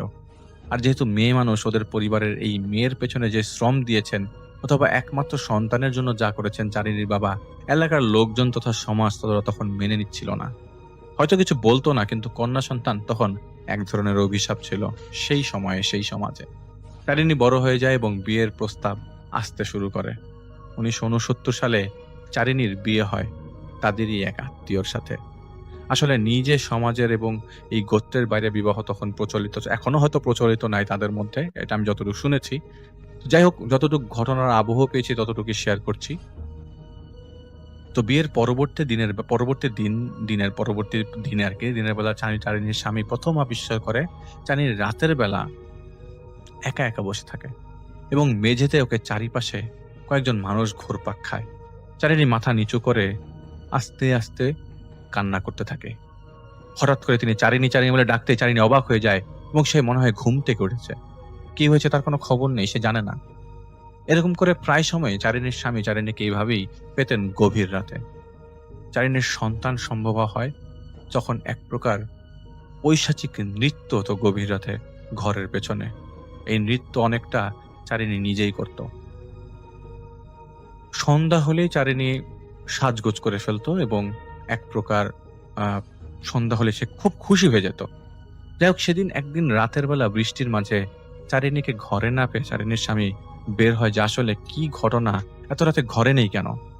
তিনি বের হন এবং বাড়ির পেছন দিকে দেখেন বৃষ্টিতে চারিনী ভিজছে এবং কারোর সামনে পূজা করছে, আর রক্তে ভেসে আছে চারিনীর পুরো শরীর। চারিনীর শাড়ি রক্তে ভিজে গেছে।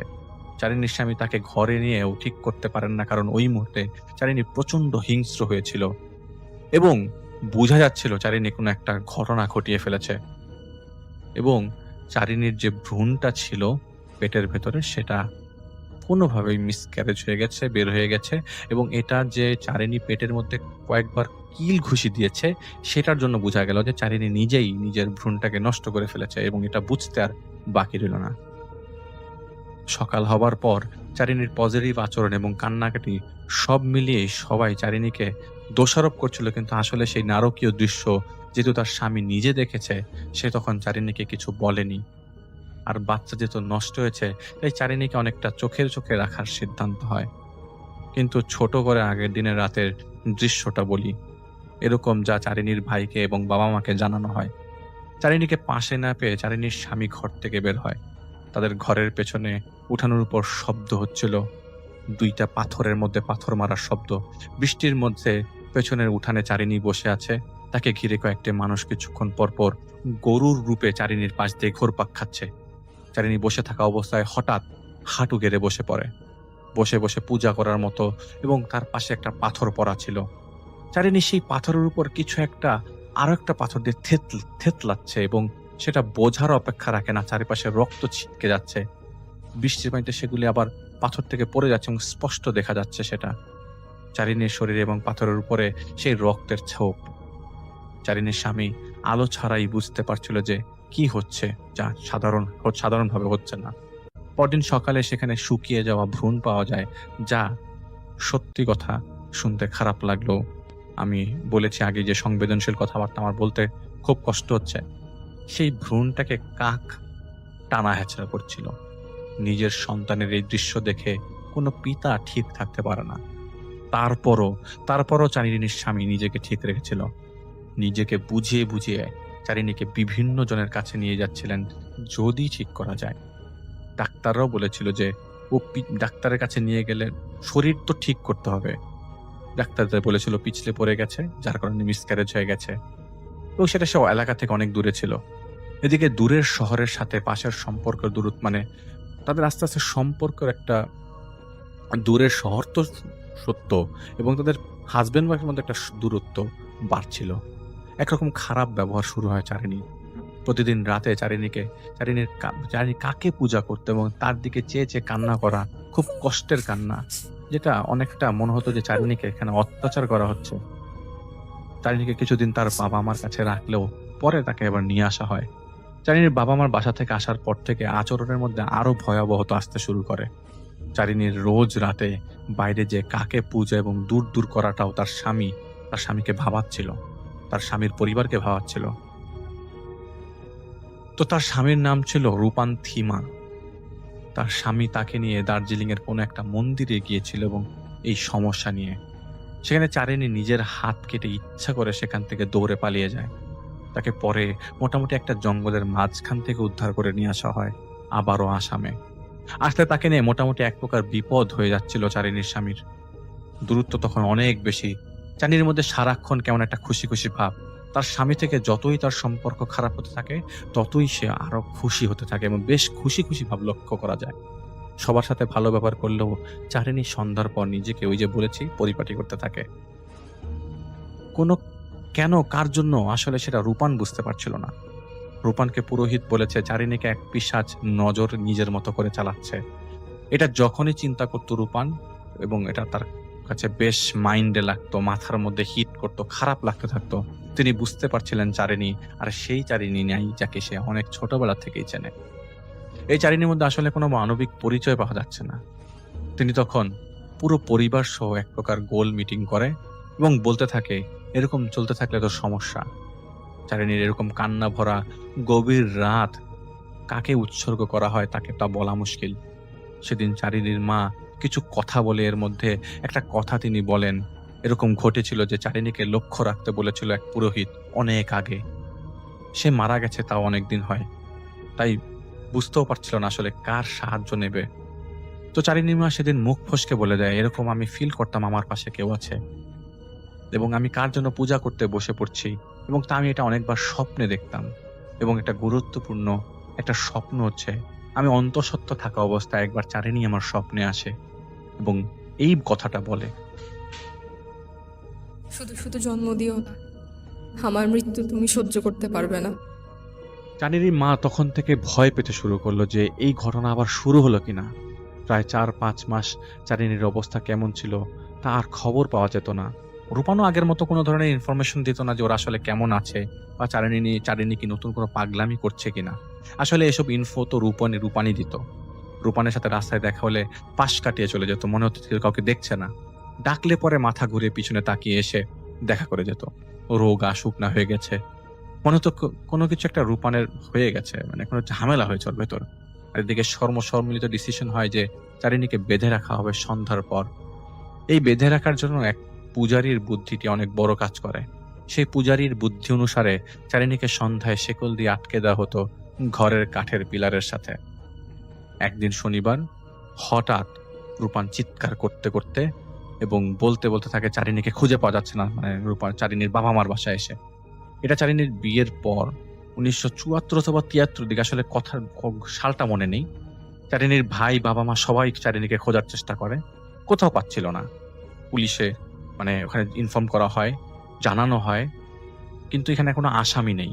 আসলে রূপান তো অনেক চেষ্টা করেছিল চারিনীর ভেতরে এই আধ্যাত্মিকতা, আসলে এটা ত্যক্ত বিরক্ত আসলে এই ঝামেলাতে রূপান কিন্তু অতটা ত্যক্ত বিরক্ত হয়নি, চেষ্টা করেছে, চারিদিকে ফেরত আনার চেষ্টা করেছে। তো রূপান কিভাবে জড়িত থাকবে ওর লাপাত্তা হবার পেছনে, এটা চারিনীর বাবা মা চিন্তা করে। তাই রূপানকে দোষ না দিয়ে তারা আবারও তাদের বাড়ি থেকে দূরে সেই পুরোহিতের কাছে গেলে পুরোহিত তাদেরকে বলে যে এইখানেই শেষ, অশ্বঘোর তাকে নিয়ে গেছে, ও আর ফেরত আসবে না, কোনো উপায় নেই ফেরত আনা। তবে হ্যাঁ, অশ্বঘোর এখনো সেই বাড়ির পেছনে ঘোরে, কেন ঘোরে তা বলা মুশকিল। এখানে দুটো কথাই বেশ ডিফারেন্ট এবং পরিষ্কার না, তারপরে তারা খুঁজতে থাকে। নিখোঁজ হবার ৫৫ অথবা ৬ষ্ঠ দিনের মাথায় গভীর রাতে রূপান দরজায় নক করে এবং চিৎকার করতে থাকে। রূপানকে চারিনীর বাবা ঘরে আসতে বলে, ঠান্ডা মাথায় বসায়। রূপান বলে, আমি চারিনীকে দেখতে পাচ্ছি, আমি ঘুমিয়েছিলাম, চারিনী আমার কাছে এসেছিল, চারিনী এসে আমার কাছে কাঁদছিল, আমার পায়ের কাছে কাঁদছিল, আমি কিছুই করতে পারিনি। চারিনীর শরীরে সাদা কাপড়, কয়েকদিন যাবত আমার কাছে এসে এরকম কান্না করছে, কিন্তু আজকে আমার খুব আমার কাছে এসে রাগ হয়েছিল, আজকে আমার সাথে খুব রাগ হয়ে কথা বলেছে, কয়েকদিন যাবত এরকম হচ্ছে, আমাকে বাঁচান।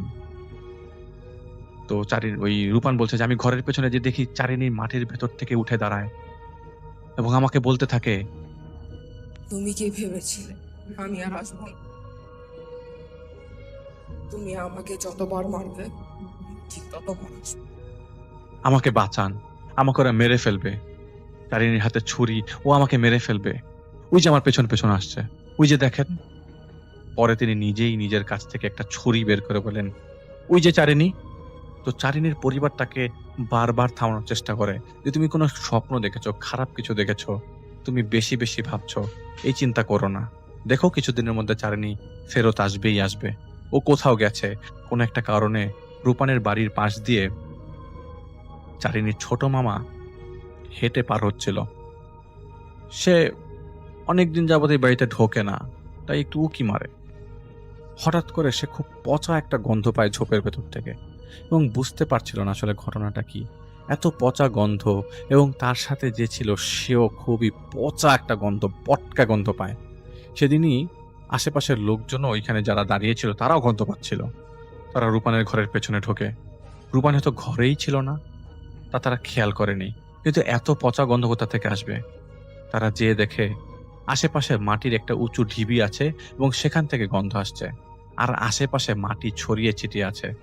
ওদের একটা সন্দেহ হয়, কি জানি মনে করে তারা তৎক্ষণাৎ সেখানের মাটিটা খুঁড়ে ফেলে। কোনো কুকুর-টুকুর যদি ওখানে দাফন করে, ঠিকমতো হয়তোবা দাফন করে না, যদি কুকুর মনে হয় মাটি চাপা দেওয়া হয় না, এরকম কিছু চিন্তা করে তারা মাটি খুঁড়ে ফেলে। এবং সেখানে কোদালও ছিল একটা কর্নারে। আর সহ্য হচ্ছিল না। গন্ধ মারাত্মক। খুব কষ্ট হচ্ছিল। খুঁড়ে তাদের খোঁড়ার পর বুঝতে বাকি রইল না, এবং ওই দৃশ্য দেখার পর বুঝে গেল যে এটা চারিনীর লাশ। তো সেখানের আইন শৃঙ্খলা রক্ষাকারী বাহিনীদের কাউকে খবর দেওয়া হয়, এবং খবর দেওয়া হলে ইনফর্ম করা হয় এবং তারা আসে এবং এলাকার লোকজন জমে যায়। তারা ভিড় জমিয়েছিল। চারিনীর বাবার মামার অবস্থা খুব খারাপ। ঘটনাটা সবার সামনে আসার আগে রূপান বুঝে গেছিল তার আর রক্ষা নেই। আর তাদের মুখ্য, মানে তাদের যে রাজা বলতে গেলে, তাদের যে মেইন প্রধান, তারা জেনে গেছিল। এবং বৌদ্ধদের মধ্যে এই জিনিসটা আছে যে অহিংস পরম ধর্ম, আর জীব হত্যা নাকি মহাপাপ। আর এদিকে একজন মানুষকেই মেরে ফেলা হয়েছিল, এবং রূপানের বিচারের কথা চলছিল। এবং বিচারের আগের দিনই শাস্তি পাবার আগেই তিনি রূপান স্বীকার করে, এবং পরবর্তী দিনই ডেট ছিল যে রূপানকে শাস্তির আওতায় আনা হবে। তো রূপান স্বীকার করে যে তিনি চারিণীকে মেরে ফেলেছে, এবং কিভাবে মেরে ফেলেছে সেটা সে বিচারের দিন বলবে। তো শাস্তি পাবার আগের দিনই রূপান গাছের সাথে ফাঁস লাগিয়ে আত্মহত্যা করে ফেলে। জানা যায়নি সে কিভাবে চারিণীকে মেরে ফেলেছে। চারিণীর দেহ সৎকারের পরও চারিণীর বাবা মা প্রায় সময় চারিণীকে তাদের উঠানে দেখতে পেত, আশেপাশে দেখতে পেত। কিন্তু কিছুদিন যাবার পর, কয়েক বছর যাবার পর সেটা আর আসেনি। কিন্তু তাদের মধ্যে হয়তো একটা খারাপ ফিলিং কাজ করছিল, এবং সবচেয়ে বেশি ফিলিং কাজ করছিল আসলে রূপান কিভাবে চারিণীকে মারলো। কিন্তু রূপানও তো পরে আত্মহত্যা করে ফেললো, এবং জিনিসটা এমন ভাবে যে রূপান যে গাছের সাথে আত্মহত্যা করে, এটা একটা মোটামুটি এমন একটা জায়গার গাছ যেখান দিয়ে মানুষজন খুব ইজিলি চলাফেরা করে, এবং মানুষজন এখানে এটা খুবই নাম করা একটা ঘটনা। আমি আরিয়ান হাসান হৃদয়। আমার বাড়ি ঝালকাঠি জেলার দিবাকর কাঠি গ্রামে। আমাদের গ্রাম নিয়ে অনেক ভৌতিক ঘটনা রয়েছে। আজ আপনাদের সাথে যে ঘটনাটা শেয়ার করব তা ঘটেছিল প্রায় 40 বছর আগে। আমাদের গ্রামে তখনও বিজলি বাতি পৌঁছায়নি। প্রথমেই বলে নেই, ঘটনাটি আমার আব্বু এবং আমার দাদির মুখে আমি শুনেছি। ঘটনাটি ঘটেছিল আমার দাদির সাথেই। আমার দাদা ছিলেন একজন ওঝা টাইপের লোক। তিনি জিন তাড়াতে পারতেন। তিনি যখনই জিন তাড়াতে বাড়ির বাইরে যেতেন, তখন বাড়ি শক্ত করে বন্ধ করে দিয়ে যেতেন, এবং সেদিন বাড়ি থেকে বের হওয়া সকলের মানা থাকত। দাদা একদিন খুব তাড়াহুড়োর সহিত জিন তাড়াতে রওনা হলেন। সেদিন তিনি বাড়ি বন্ধক দিতে ভুলে যান। তিনি যেই বাসায় জিন তাড়াতে গিয়েছিলেন সেই বাসাতে পৌঁছতে রাত 8টার মতো বেজে যায়। তিনি অনেক সাধনা করে একসময় জিনটাকে পরাজিত করেন, এবং জিনটা যাকে ভর করেছিল তার দেহ থেকে জিনটাকে ছাড়িয়ে দেন। জিনটাকে ছাড়িয়ে দিতেই সেটা হুঙ্কার দিয়ে বলে, আমি গেলাম তোর বাড়িতে। তো দাদা উত্তর দিলেন, যা তুই যা পারিস কর গিয়ে। কিন্তু সাথে সাথেই দাদার খেয়াল হলো যে তিনি আজ তাড়াহুড়ো করে বাড়ি বন্ধ করে দিতে ভুলে গেছেন। এর মধ্যে জিনটা দাদার বাড়িতে এসে দাদার রূপ এবং কণ্ঠ নিয়ে ঘরের বাইরে দাঁড়িয়ে দাদিকে ডাক দিলেন, জমিনা বদনাটা নিয়ে একটু আসো তো। দাদি ভাবলেন দাদা হয়তো টয়লেটে যাবেন, আর গ্রামের টয়লেটগুলো বাড়ি থেকে একটু দূরে হয়। দাদি পানি নিয়ে বের হয়ে খেয়াল করলেন যে দাদা টয়লেটের দিকে না গিয়ে বাগানের দিকে চলে যাচ্ছে। দাদি সাথে সাথেই বুঝতে পারলেন যে এটা দাদা নয়, তাই তিনি দ্রুত ঘরের দিকে চলে আসতে লাগলেন। হঠাৎ একটা দমকা বাতাসে দাদির হাতের কুপিটা নিভে গেল। তিনি দৌড় দিলেন ঘরের দিকে, কিন্তু জিনটা এক টানে দাদিকে উঠোনের পাশ থেকে তুলে নিয়ে বাড়ির পাশের পুকুরে ফেলে দিল এবং চুবাতে শুরু করলো। তখন মাত্র একবার বড় ফুফুর নাম ধরে আমার দাদির ডাক দিতে পেরেছিলেন। তিনি আকলিমা বলে ডাক দেন এবং সৌভাগ্যবশত সেই ডাক আমার ফুফুর কানে পৌঁছায়। আমার ফুফু এবং ফুফা দৌড়ে এসে দেখে দাদি পুকুরের মাঝে অজ্ঞান অবস্থায় ভাসছেন। এরপর তারা দাদিকে দ্রুত উদ্ধার করে ঘরে নিয়ে যায় এবং সেবা চিকিৎসা করে দাদিকে সুস্থ করে তোলা হয়। ঘটনাটা এখানে শেষ হলে ভালো হতো, কিন্তু এরপর থেকে দাদি প্রায় কিছু ভয়ঙ্কর স্বপ্ন দেখতে লাগলেন। দাদা তাই আমাদের পুরো বাড়ির শিক দিয়ে দেন এবং সন্ধ্যার পর কারো বাড়ির বাইরে যাওয়া নিষিদ্ধ করে দেন। এরপর দাদা জীবিত থাকাকালীন সময় আর কিছু ঘটেনি, কিন্তু দাদা মারা যাবার পর থেকে প্রতিবেশীরা কেউ রাত 2-3টার দিকে বাড়ির বাইরে বের হলে দেখতে পান যে পুকুরের সেই পাড়টাতে আমার দাদার প্রতিরূপে কেউ একজন বসে আছে। হয়তো এটাই সেই জিন যার প্রতিশোধ নেয়া এখনো বাকি, অথবা হয়তো দাদার আত্মা যা আমাদের রক্ষা করার জন্য এখনো আসে। দয়া করে পড়ে শোনাবেন। মেলটা পাঠিয়েছেন আরিয়ান হাসান হৃদয়।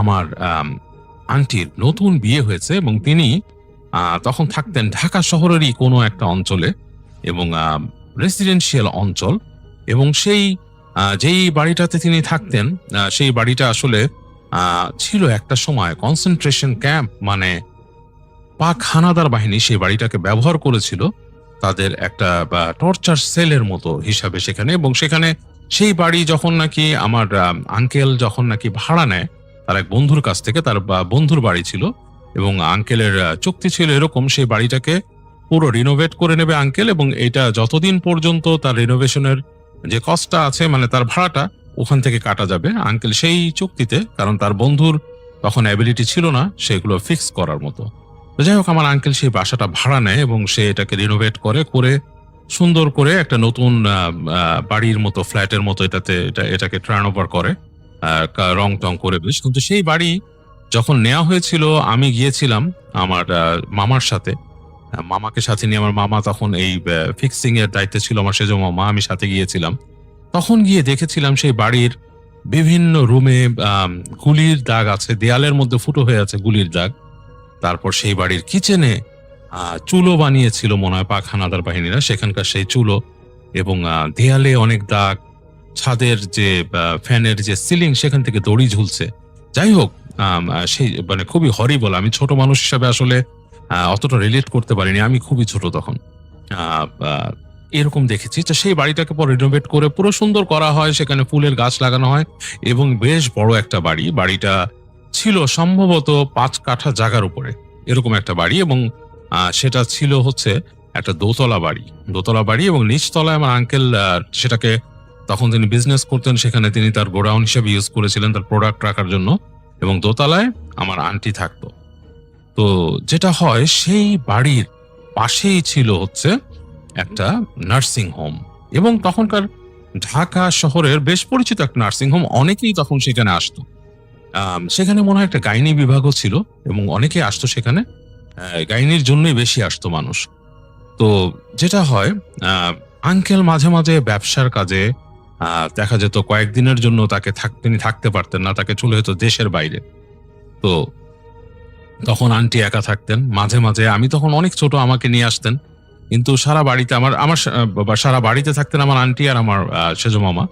তখন সেজো মামা আন্টির ছোট, তখন তিনি থাকতেন, এবং মাঝে মাঝে সেজো মামা আবার নিজেদের বাড়ি চলে যেতেন। তখন আন্টি কিন্তু একাই হয়ে যেত, কোনো সময় আমাকে একা নিয়ে আসছেন ওখানে সাথে থাকার জন্য, কখন উনি একাই থেকেছেন পুরো বাড়িতে, আপনি বুঝে দেখেন একটা বড় ফ্ল্যাটে একা।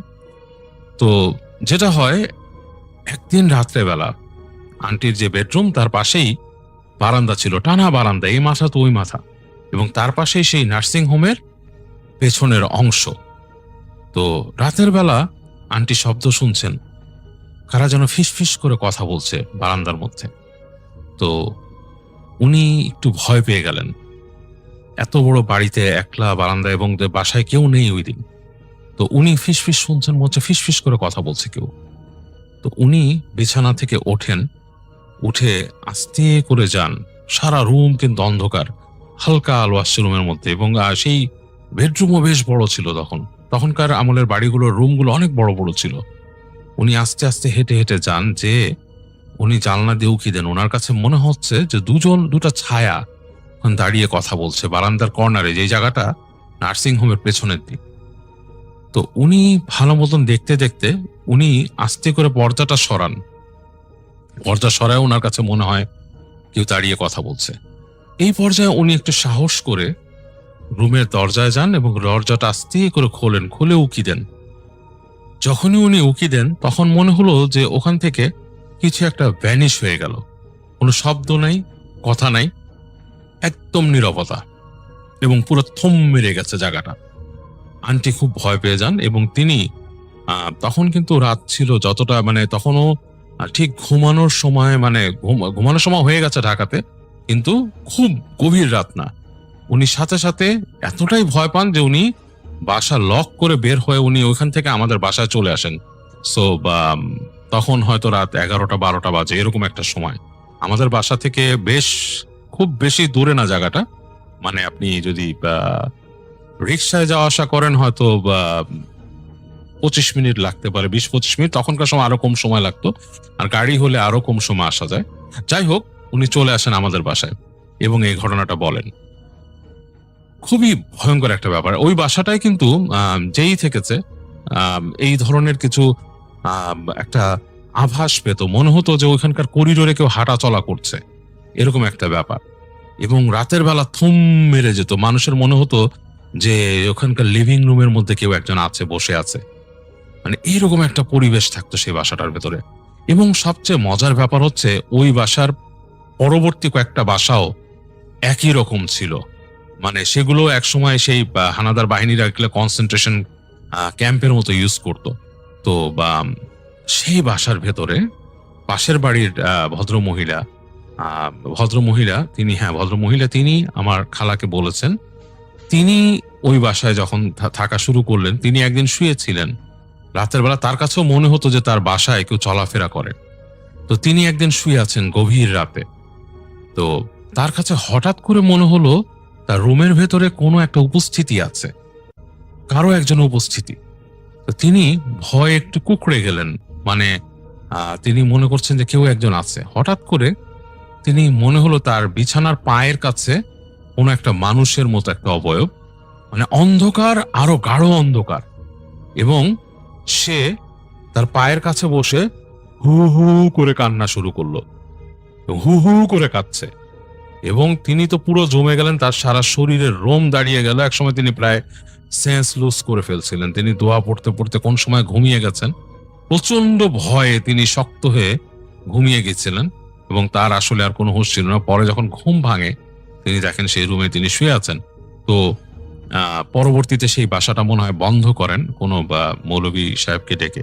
তো এই যে নার্সিং হোমের সাথে এটার কতটুকু সংযোগ আমি জানি না। বাসাগুলোও ছিল এক সময়কার মানে কি বলবো যে হন্টেড হয়ে গেছে কোনোভাবে। সেখানে টর্চার সেল ছিল, আপনারা বুঝতে পারছেন। এইরকম কিছু জায়গা, আমি যেই জায়গার বাড়িগুলোর বর্ণনা দিলাম সেই জায়গাগুলো কিন্তু খুবই মানে প্রমিনেন্ট জায়গা ঢাকা শহরের, এবং এইসব জায়গায় এই ধরনের জিনিস হয়েছিল, স্মৃতি ছিল সেই বাড়িগুলোতে। এবং আপনাদেরকে আমি বলেছি আমার বাসার খুব কাছাকাছি একটা বাসায়, সেই বাসাটা মানে আমি তো খুবই ছোট, তখনকার আসলে স্মৃতি মনে নেই। সেই বাসায় যখন মানুষ ওঠে তাদের নিচের যে হাউস ছিল, আন্ডারগ্রাউন্ড হাউস থেকে অনেক মানুষের খুলি বের করা হয়েছিল, এবং সেই বাসায় কিন্তু অনেক রকম ভৌতিক কাহিনী হতো। আপনাদেরকে আমি কয়েকদিন আগেই শেয়ার করেছি। তো এই ব্যাপারগুলো তো ঘটতো। এরকমই আরেকটা বাসার কাহিনী বলি আমি আপনাদেরকে। এটা নার্সিং হোম রিলেটেড না, বাট এই বাসাটার মধ্যে হন্টেড ব্যাপার স্যাপার ঘটতো, এবং এই একই রিজিয়নেরই একটা বাসা। সেই বাসায় আমার এক রিলেটিভ, আমি এত ক্লোজলি জিনিসটা ব্যাখ্যা করলাম না, আমার এক রিলেটিভ তিনি থাকতেন, এবং সেই বাসাতে অনেক কিছু ঘটতো, এই ধরনের জিনিসপত্র। তো রাতের বেলা তিনি একদিন ঘুমিয়েছেন এবং সেই বাসা আমি গিয়েছি। সেই বাসার মধ্যে রাত 8টা-9টা বাজলে বাসাটার মধ্যে মনে হতো বাসাটা ভারী হয়ে গেছে। এটার একটা সাম সোর্ট অফ মানে ফিল পাওয়া যেত এবং অনেকেই পেত, যারাই নাকি একটু অতিপ্রাকৃত জিনিস বিশ্বাস করে তারাই এই ফিলটা পেত। এটা কিন্তু আসলে আমি কি বলবো, এটা আসলে ইটস নট মানে somebody is making it up, not like that. এটা কেউ বানিয়ে বলছে এরকম না, আসলেই পেত যারা থাকতো। সেই বাসাটা ভারী হয়ে যেত রাতের বেলা। একদিন রাতের ঘটনা, তা আমার সেই রিলেটিভ তিনি ঘুমাচ্ছেন, ধরুন আমার এক আঙ্কেল, তিনি ঘুমাচ্ছেন রাতের বেলা। রাতের বেলা ওনাকে রেস্টরুমে যেতে হবে। তো সেই বাসাগুলো তো পুরোনো আমলের বাড়ি, সেখানে কিন্তু তখন অ্যাটাচড বাথরুম ছিল না, একতলা বাড়ি ছিল। এবং যেটা হতো, সেই লিভিং রুম থেকে বের হতে হতো পাশে আর একটা রুম, এবং সেই রুমের দরজাটা খুললে বড় একটা উঠোন ছিল, বেশ খানিকটা উঠোন পার হয়ে বাসার কর্নারে ছিল রেস্টরুম। তো খোলা উঠোন, ছাদ, আকাশে চাঁদের আলো পড়ে সেই উঠোনে। তো রাতের বেলা উনি উঠলেন, উঠে ওনার কাছে মনে হচ্ছে যে চারিপাশ ঘুমট অন্ধকার, কেমন জানি, মানে সেই যে এই বাড়িটা যে ভারী হয়ে যায়। আমি আপনাদেরকে বললাম আমি নিজে সেই বাড়িতে থেকে দেখেছি, এবং ওই বাড়ির একটা আশ্চর্য ব্যাপার ছিল, টেম্পারেচার চেঞ্জ হতো। প্রচন্ড শীতে গরম হয়ে যেত বাসা, প্রচন্ড গরমে ঠান্ডা হয়ে যেত, মানে ভাইস ভার্সা টেম্পারেচার হতো সেই বাড়িতে। তো উনি যখন উঠে দেখে পুরো অন্ধকার, থম মেরে আসে বাসা। তো তিনি আন্টিকে রেখে আস্তে করে ওঠেন, উঠে হেঁটে হেঁটে যান, পাশের রুমটা পার হয়ে তিনি দরজাটা খোলেন উঠোনে বের হওয়ার জন্য। তো যখন দরজা খুলছেন, তিনি দেখছেন যে একজন লম্বা মানুষ হেঁটে যাচ্ছে, উঠোন দিয়ে হাঁটছে। উনার প্রথমে মনে হয়েছিল যে ওনার শ্বশুর বেশ লম্বা ছিলেন, তিনি তার কাছে মনে হয়েছে যে ওনার শ্বশুর হেঁটে যাচ্ছে ওই পাশে। তো উনি যখন নাকি তাকিয়ে দেখে, উনি মনে করে ওনার শ্বশুর। উনি গেটটা আরেকটু খুলে দিয়ে উনি ডাকতে যাচ্ছিলেন যে আব্বা। পরবর্তী কয়েক সেকেন্ডে উনি অনুধাবন করেন যে হাঁটছে, যে উঠানে যে হাঁটছে, ওনার শ্বশুরের হাইট হবে 6 ফিট বা সামথিং লাইক দ্যাট। বাট সেই যে মানুষটা বা যেই জিনিসটা হাঁটছে, সেটার হাইট মিনিমাম 8 থেকে 10 ফিট, মানে 10 ফিট না হলে 8 ফিট উচ্চতা, মানে ওনার শ্বশুর থেকে প্রায় 2 হাত উঁচু বা 1 হাত উঁচু হাঁটছে। এবং উনি যখন দেখেছে তখন সেটা কিন্তু ওনার দিক পেছন ফিরে আছে।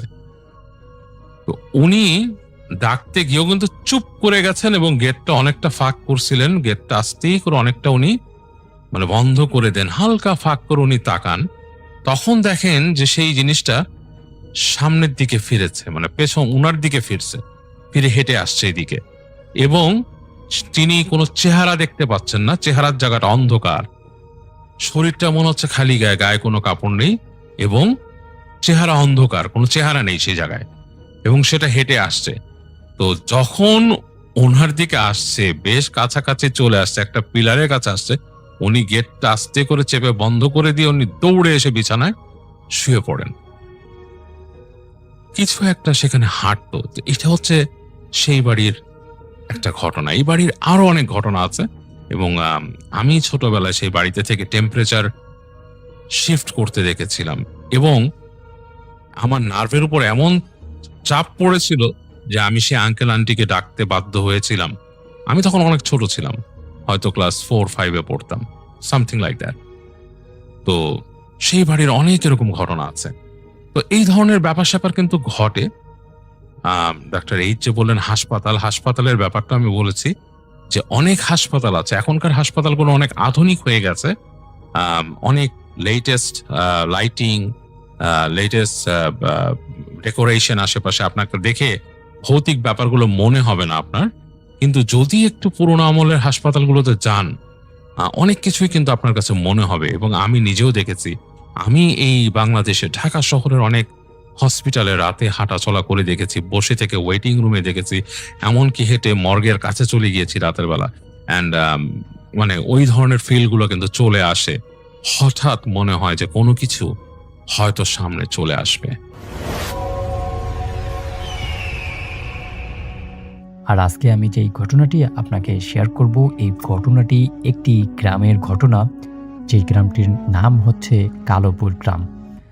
রাসেল ভাই, এই ঘটনাটা আজকে থেকে প্রায় ৫০ থেকে ৬০ বছর আগের একটি ঘটনা।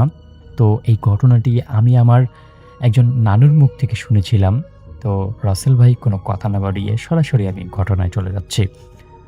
গ্রামটার নাম যেমন কালোপুর, ঠিক সেই গ্রামটায় কালো দিঘি নামে একটা পুকুর ছিল। সেই পুকুরটাকে নিয়েই আমাদের আজকের ঘটনা। রাসেল ভাই, সেই গ্রামটা এত সুন্দর একটা গ্রাম ছিল, শুধুমাত্র এই কালো পুকুরটাকে বাদ দিয়ে বাকি সব কিছুই অনেক সুন্দর। চারদিকে ঘন বাঁশবাগান, ক্ষেতের জমি, মানুষের মধ্যে মিলবন্ধন সব কিছুই ছিল। কিন্তু সেই গ্রামের যে কালো দিঘিটা ছিল, সেই দিঘিটার উপরে একটা মানে পিচাস বা একটা অবয়ব বা একটা খারাপ আত্মার আচর ছিল বলে অনেকেই মনে করত। তো রাসেল ভাই, গ্রামের যারা বয়োজ্যেষ্ঠ ছিল, আমার নানার যারা আর কি বাবার বয়সী যারা ছিল, তখন তো আমার নানা একদমই আর কি ইয়াং বয়সের ছিল, ২০-২৫ বছর তখন তার বয়স।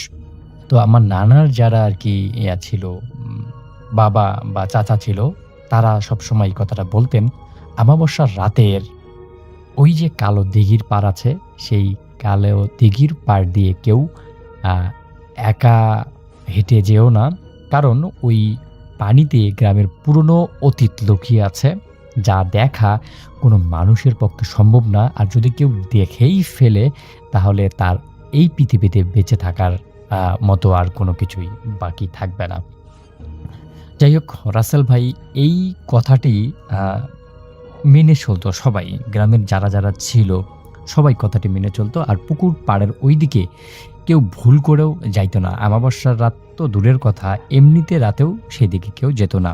রাতের আগেই ওই দিকের কাজ যত ছিল সব কিছুই তারা মানে কি বলে পার করে আসতো।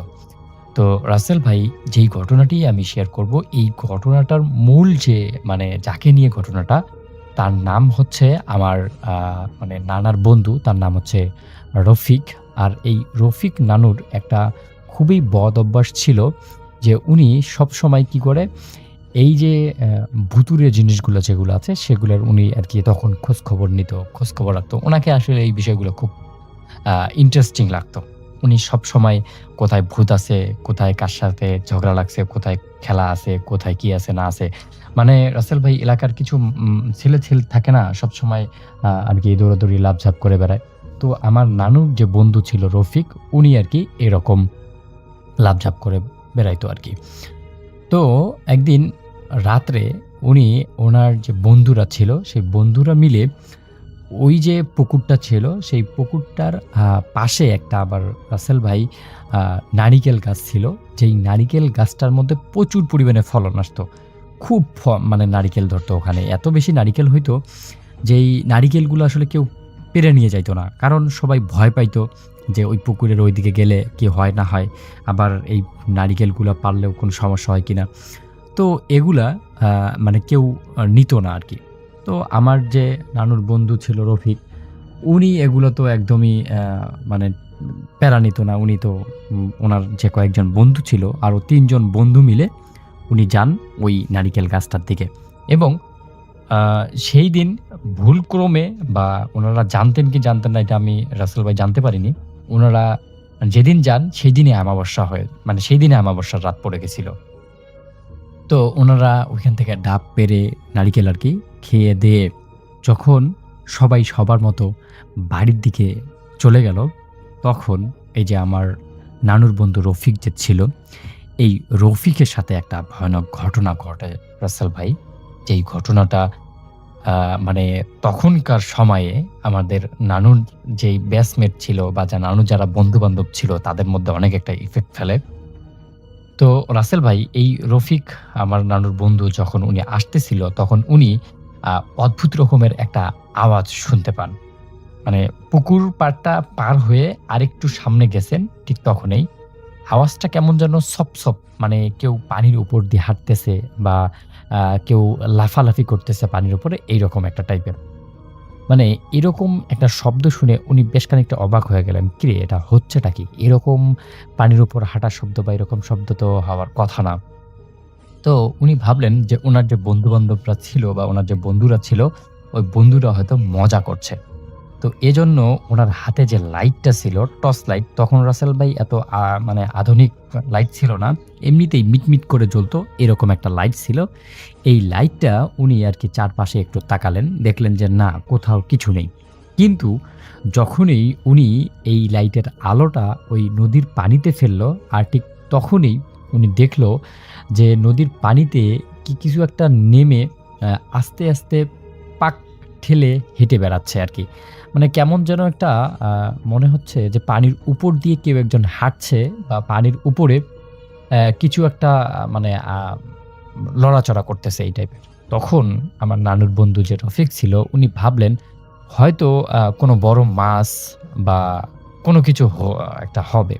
তখন উনি এটাকে কাকতালীয় ভেবে সামনের দিকে হাঁটা শুরু করলেন। কয়েক পা এগোতেই রাসেল ভাই তার ঘাড়ের কাছে হঠাৎ করে কনকনে একটা ঠান্ডা বাতাস এসে লাগলো। এমন একটা বাতাস যেন মনে হচ্ছে যেন কোনো একটা বরফ তার কানের পাশ দিয়ে গেল আরকি, এই টাইপের। আর ঠিক তার সাথে সাথেই একটা অসহ্যকর পচা গন্ধ তার নাকে আসলো। এবার এই গন্ধটা এবং এইরকম একটা মানে ঠান্ডা হাওয়া যাওয়ার পর উনার টনক নড়ে গেল। উনি এখন মানে কোনো কিছুই বুঝতে পারতেছেন না যে আসলে উনার হচ্ছেটা কি বা উনার সঙ্গে কি হচ্ছে। তখন উনি চিৎকার করে বলেন, "দেখ, তোরা যদি আমার সাথে এরকমভাবে মজা নিস তাহলে কিন্তু তোদের সাথে বন্ধুত্ব আজকেই শেষ হয়ে যাবে।" কারণ উনি ভাবতেছিল যে উনার বন্ধু-বান্ধবরাই হয়তো উনার সঙ্গে মজা করতেছে। কিন্তু যখন উনি সিরিয়াস হয়ে গেছে বা চিৎকার করতেছে, তখন উনি দেখলো যে না, আশেপাশে থেকে কোনো বন্ধু-বান্ধবই আসতেছে না। তখন উনি ভাবলেন যে ওনার যদি বন্ধু-বান্ধব হইতো তাহলে এত কিছু বলার পর হয়তো তারা এত মজা করত না। যাই হোক, এবার উনি একটু ভয় পাচ্ছেন আরকি। তো ভয় পেয়ে উনি আরকি তারপরেও উনার পা চালিয়ে যাচ্ছেন সামনের দিকে, বাড়ির দিকে যাওয়ার জন্য। আর ঠিক তখনই উনি দেখেন নদীর মানে পুকুরটার মাঝখানে একটা মানে লোক কেমন যেন কেমন অঙ্গভঙ্গিমাতে দাঁড়িয়ে আছে। তার পরনে ধবধবে সাদা শাড়ি, কিন্তু শরীরটা মানুষ অপেক্ষায় অনেক একটু লম্বা বেশি, অস্বাভাবিকভাবে শুষ্ক। সম্পূর্ণ মুখটা কেমন যেন অন্ধকারে ঢেকে রাখা। শুধু চোখ দুটো, টর্চের আলো সেই চোখ দুটোর মধ্যে পড়ে জ্বলজ্বল করে চোখ দুটো জ্বলে উঠল। মনে হচ্ছে যেন জ্বলন্ত কয়লার আলো তার মানে লাইটের সামনে এসে দাঁড়িয়েছে। আর ঠিক তখনই তিনি একদম জমে যান। তার পা মানে কাঁপতে থাকে, এত জোরে কাঁপতে থাকে উনি মানে লড়তে পারতেছে না বা উনি কোনো কিছুই করতে পারতেছে না। এমন একটা অবস্থা যেন মনে হচ্ছে উনার রক্ত একদম জমে গেছে। তো এইটা উনি আরকি উনাকে কি বলে শান্ত করতেছে উনি নিজেকে। কিন্তু উনি শান্ত করার সময় হঠাৎ করেই উনি শুনতে পান, "কিরে রফিক, এত রাতে কোথায় যাচ্ছিস? আমাকে একটু সাথে নিবি?" মানে কণ্ঠস্বরটা শুনে ওনার শিরদাঁড়া দিয়ে হিমস্রোত বয়ে গেল। এমন একটা কণ্ঠ রাসেল ভাই, যেটা আমি আপনাকে আরকি শোনাতে পারবো না, বোঝাতে পারবো না আরকি। উনি যেটা আমার নানু যেভাবে বলছে আরকি। মানে উনি নাকি শুনতেছে যে এই কণ্ঠটা উনার কাছে একদমই পরিচিত। কণ্ঠটা মানুষের কোনো কণ্ঠ না। কণ্ঠটা শুধু বোঝা যাচ্ছে, কিন্তু এটা কার কণ্ঠ এটা উনি বুঝতে পারতেছে না একদমই। এরপরে এই অবয়বটা দেখে আমার যে নানুর বন্ধু ছিল উনি খুব তাড়াতাড়ি হাঁটা শুরু করেন। উনার হাঁটার মতো কোনো ইচ্ছা হচ্ছে না। তারপরেও উনি উনার যত শরীরে শক্তি ছিল সব শক্তি দিয়ে উনি হাঁটা শুরু করেন। আর ঠিক পুরো শক্তি দিয়ে জোরে একটা চিৎকার করেন এবং হাতের মধ্যে লাইট যে ছিল সেই লাইটটা মানে ফেলে দিয়েই উনার হাতের মুঠো করে একদম অন্ধকারের মধ্যে দৌড়াতে শুরু করলো। আর তার পিছনেই ভেসে আসতে লাগলো এক বিকট শব্দ, অমানুষিক হাসির শব্দ, আর পানিতে প্রবল রকমের মানে পানির স্রোত আসলে যেই রকম পানিতে শব্দ হয় ঠিক সেই রকম একটা শব্দ আসতে লাগলো। আর সেই মুহূর্তেই আমার যে নানুর বন্ধু ছিল উনি কোনো কিছুর সাথে একটা হোঁচট খেয়ে টপ করে ওই পানির মধ্যে পড়ছেন কিনা উনি জানেন না। তবে সকালবেলা যখন আরকি উনার বন্ধুরা ওনার বাড়িতে গিয়ে খোঁজ করতে গেল যে আমার নানু আসলে রাসেল ভাই সেদিন যায়নি।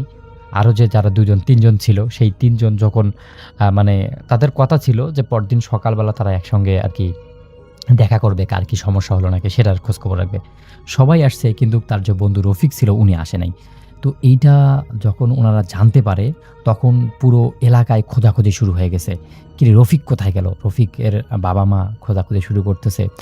এখন যখন তারা ওই মানে এই বাকি ৩ বন্ধু যখন তারা বুঝতে পারছে যে রফিককে পাওয়া যাচ্ছে না, তখন তারা খুব তাড়াহুড়ো করে সেই নদীর কালাদিঘির পাড়ে গেল এবং কালাদিঘির পাড়ে গিয়ে দেখে সেই যে রফিক ছিল ওই একদম বেহুশ অবস্থায় ওই নদীর পাশের একদম পুরো পাশেই শুয়ে আছে এবং তার যে শার্ট ছিল শরীরে পরনে প্যান্ট ছিল, সেই প্যান্টের কয়েক জায়গায় আঁচড়, কোনো একটা বিশাল নখধারীর কিছুর একটা জন্তু জানোয়ার হয়তো তাকে আঁচড় দিয়েছে। যেই আঁচড়ের ফলে তার শরীর থেকে রক্তও ঝরেছে, কিন্তু রক্ত ঝরতে রাতের বেলাতেই সেই রক্তগুলো খামার বেঁধে গেছে। এরপর তারা ৩ বন্ধু খুবই মানে টেনশনে পড়ে যায় যে এখন যদি রফিকের বাবা-মা জানে তাহলে তো তাদেরকে অনেক বকাবকি করবে।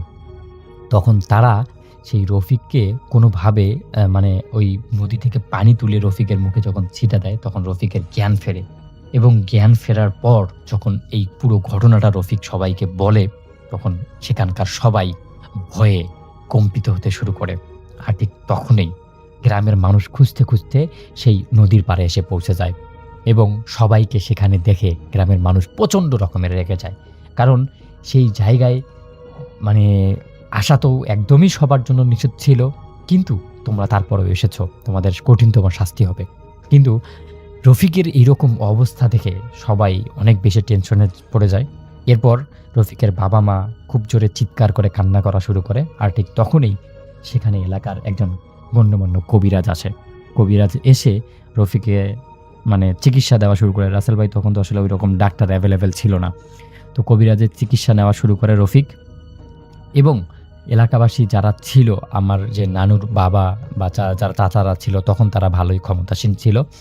এরপর সবাই মিলে সিদ্ধান্ত নেয় যদি এই নারিকেল গাছটা এখানে থাকে তাহলে গ্রামের ছেলেপেলেরা এটা খেতে আসবেই, আর আমাদের এরকম টেনশনে পড়তে হবে, বিভিন্ন রকমের ভয়ানক ঘটনা আমাদেরকে সম্মুখীন হতে হবে। তাই সবার মানে পারমিশন ক্রমে সেই যে নারিকেল গাছটা ছিল সেই নারিকেল গাছটাকে কেটে ফেলা হয়। রাসেল ভাই এই নারিকেল গাছটা কেটে ফেলার পর অনেক দিন সেই গ্রামে শান্তি বিরাজ করে এবং পরবর্তী সময়ে যখন ১৯৭১ সালে যুদ্ধ হয় এবং যুদ্ধ হওয়ার পর যখন যুদ্ধ বিধ্বস্ত দেশটাকে সবাই গোছানো শুরু করে তখন আমার নানুরা আসলে রাসেল ভাই গ্রাম থেকে শহরে চলে যায়। আর তারপর হঠাৎ করে নানু তার যখন বিয়ে শাদী করার পর আমার নানিকে নিয়ে যখন গ্রামে বেড়াতে আসে তখন দেখে যে ওই পুকুরের কোনো চিহ্ন মাত্র থাকে না। গ্রামের মানুষ নাকি সেটাকে বালু দিয়ে ভরাট করেছে এবং সেই জায়গাটাও বিক্রি হয়েছে, সেখানে নাকি এখন বাজার টাজার চলে রাসেল ভাই। যাই হোক, এটাই ছিল ঘটনা। যদি ঘটনাটা ভালো লাগে তাহলে অবশ্যই শেয়ার করবেন।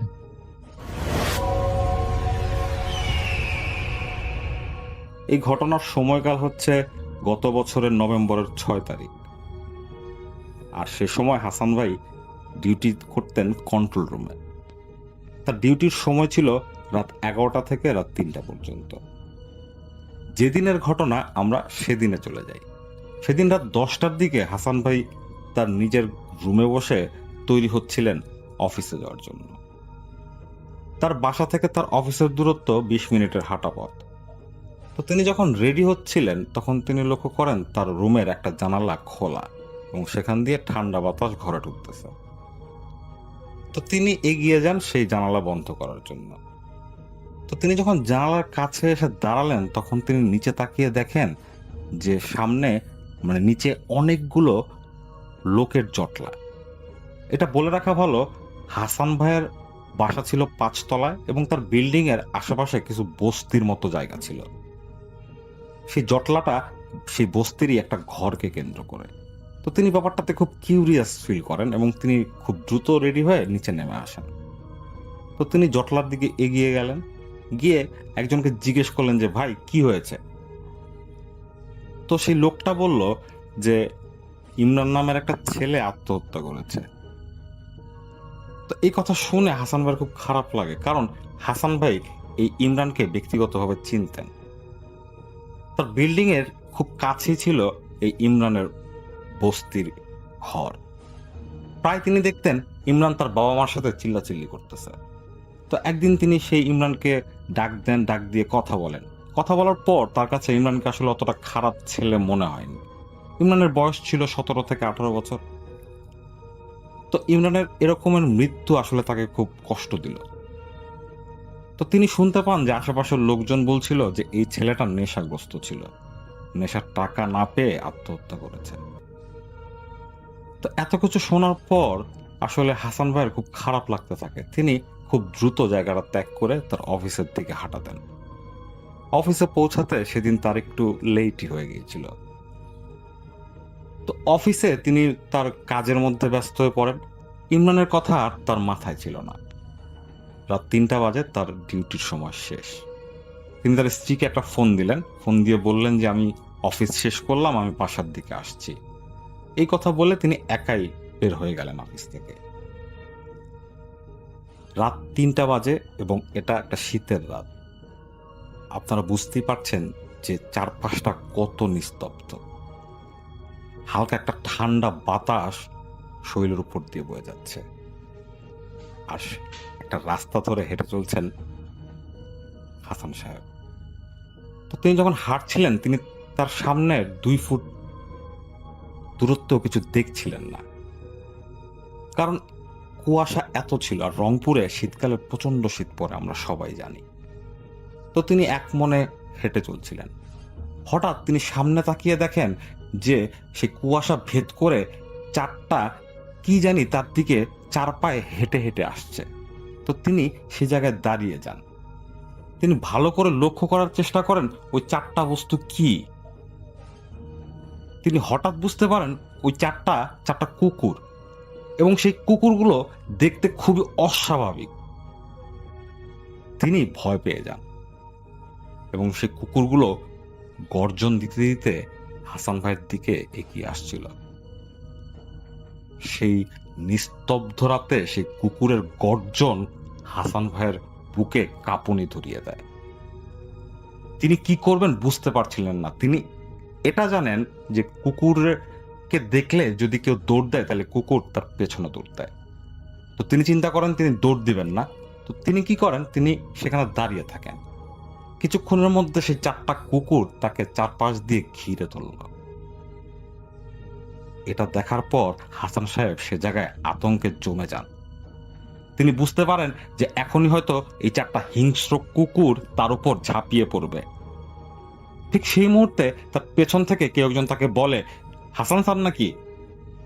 কি করেন স্যার এত রাতে, একা একা দাঁড়ায় আছেন কেন? এই কথা শুনে হাসান ভাইয়ের কলিজায় পানি চলে আসে। তিনি মুখ ফিরিয়ে সে লোকটার দিকে তাকান, কিন্তু কুয়াশার কারণে তিনি লোকটার চেহারা ভালো করে দেখতে পাচ্ছিলেন না। তিনি বলেন যে ভাই, আমি তো বাসার দিকে যাচ্ছিলাম, এই কুকুরগুলোর কারণে যেতে পারছি না। তখন সেই লোকটা সেই কুকুরগুলোর দিকে একটা বেদম ঝাড়ি দেয়। তাতেই সেই 4টা কুকুর সেই জায়গা ছেড়ে চলে যায়। এটা দেখে হাসান ভাই হাঁপ ছেড়ে বাঁচেন। আর তিনি লক্ষ্য করেন যে সেই লোকটা হেঁটে হেঁটে চলে যাচ্ছে। তো তিনি লোকটাকে পেছন দিকে ডাক দেন যে ভাই, ধন্যবাদ, বাঁচাইলেন, আমি তো খুব ভয় পেয়ে গিয়েছিলাম। তখন সেই লোকটা হাসান ভাইয়ের দিকে ঘুরে তাকায়। লোকটা তার থেকে হয়তো 1 থেকে 2 হাত সামনে ছিল। তিনি দেখতে পান তার সামনে দাঁড়ানো লোকটা আর কেউই না, সে ইমরান, যাকে তিনি অফিসে যাওয়ার আগে শুনে গিয়েছিলেন আত্মহত্যা করেছে। তিনি ইমরানকে দেখে অবাক হয়ে যান। তিনি হঠাৎ করেই বলে ফেলেন যে ইমরান, তুমি না আত্মহত্যা করলা, তুমি না মারা গেছো, আজকে তুমি এখানে কেন? তখন তিনি দেখতে পান যে ইমরানের চেহারায় একটা পৈশাচিক হাসি। তিনি আতঙ্কে সেই জায়গায় নড়াচড়া করার শক্তি হারিয়ে ফেলেন। ইমরান একটা বিশ্রী হাসি দিয়ে হাসান সাহেবকে বলল যে শরীরটা মর্গে কাটাছেঁড়া করতেছে, আমি আত্মাটা নিয়ে বাইর হয়ে আসছি, যাই শেষবারের মতো ঘুরা ফিরা দেখা যাই। আর আপনারা তো খুব ভালো পাইতাম, তাই দেখা করতে আসলাম, যাইবেননি আমার সাথে? এই কথা শোনার পর হাসান সাহেব কি করবেন বুঝতে পারছিলেন না। এক পর্যায়ে তিনি বুঝতে পারেন তিনি যদি এখান থেকে দৌড় না দেন তাহলে তার সাথে খারাপ কিছু ঘটবে। তিনি আর কিছু চিন্তা করেন না, তিনি একটা দৌড় দেন। দৌড় দেওয়ার পর তার সাথে ধাক্কা খায় একটা লোকের, তিনি পড়ে যান মাটিতে। হাসান সাহেব মাটি থেকে উঠে বসেন, বসে সেই লোকটার দিকে তাকান যার সাথে তিনি ধাক্কা খেয়েছেন। তিনি তাকিয়ে দেখেন খুব সুদর্শন এক বৃদ্ধ, যার উচ্চতা মোটামুটি খারাপ না। তিনি ফোর্সে চাকরি করেন, তিনিও মোটামুটি ভালো উচ্চতার, কিন্তু এই লোকটা তার থেকেও অনেক লম্বা। তো তিনি বলেন যে, ভাই আমি তো ভয় পেয়েছি, আমি তো রাস্তায় খুব খারাপ কিছু দেখেছি, এই কারণে ভাই এভাবে দৌড়াচ্ছিলাম, আপনি কিছু মনে করেন না।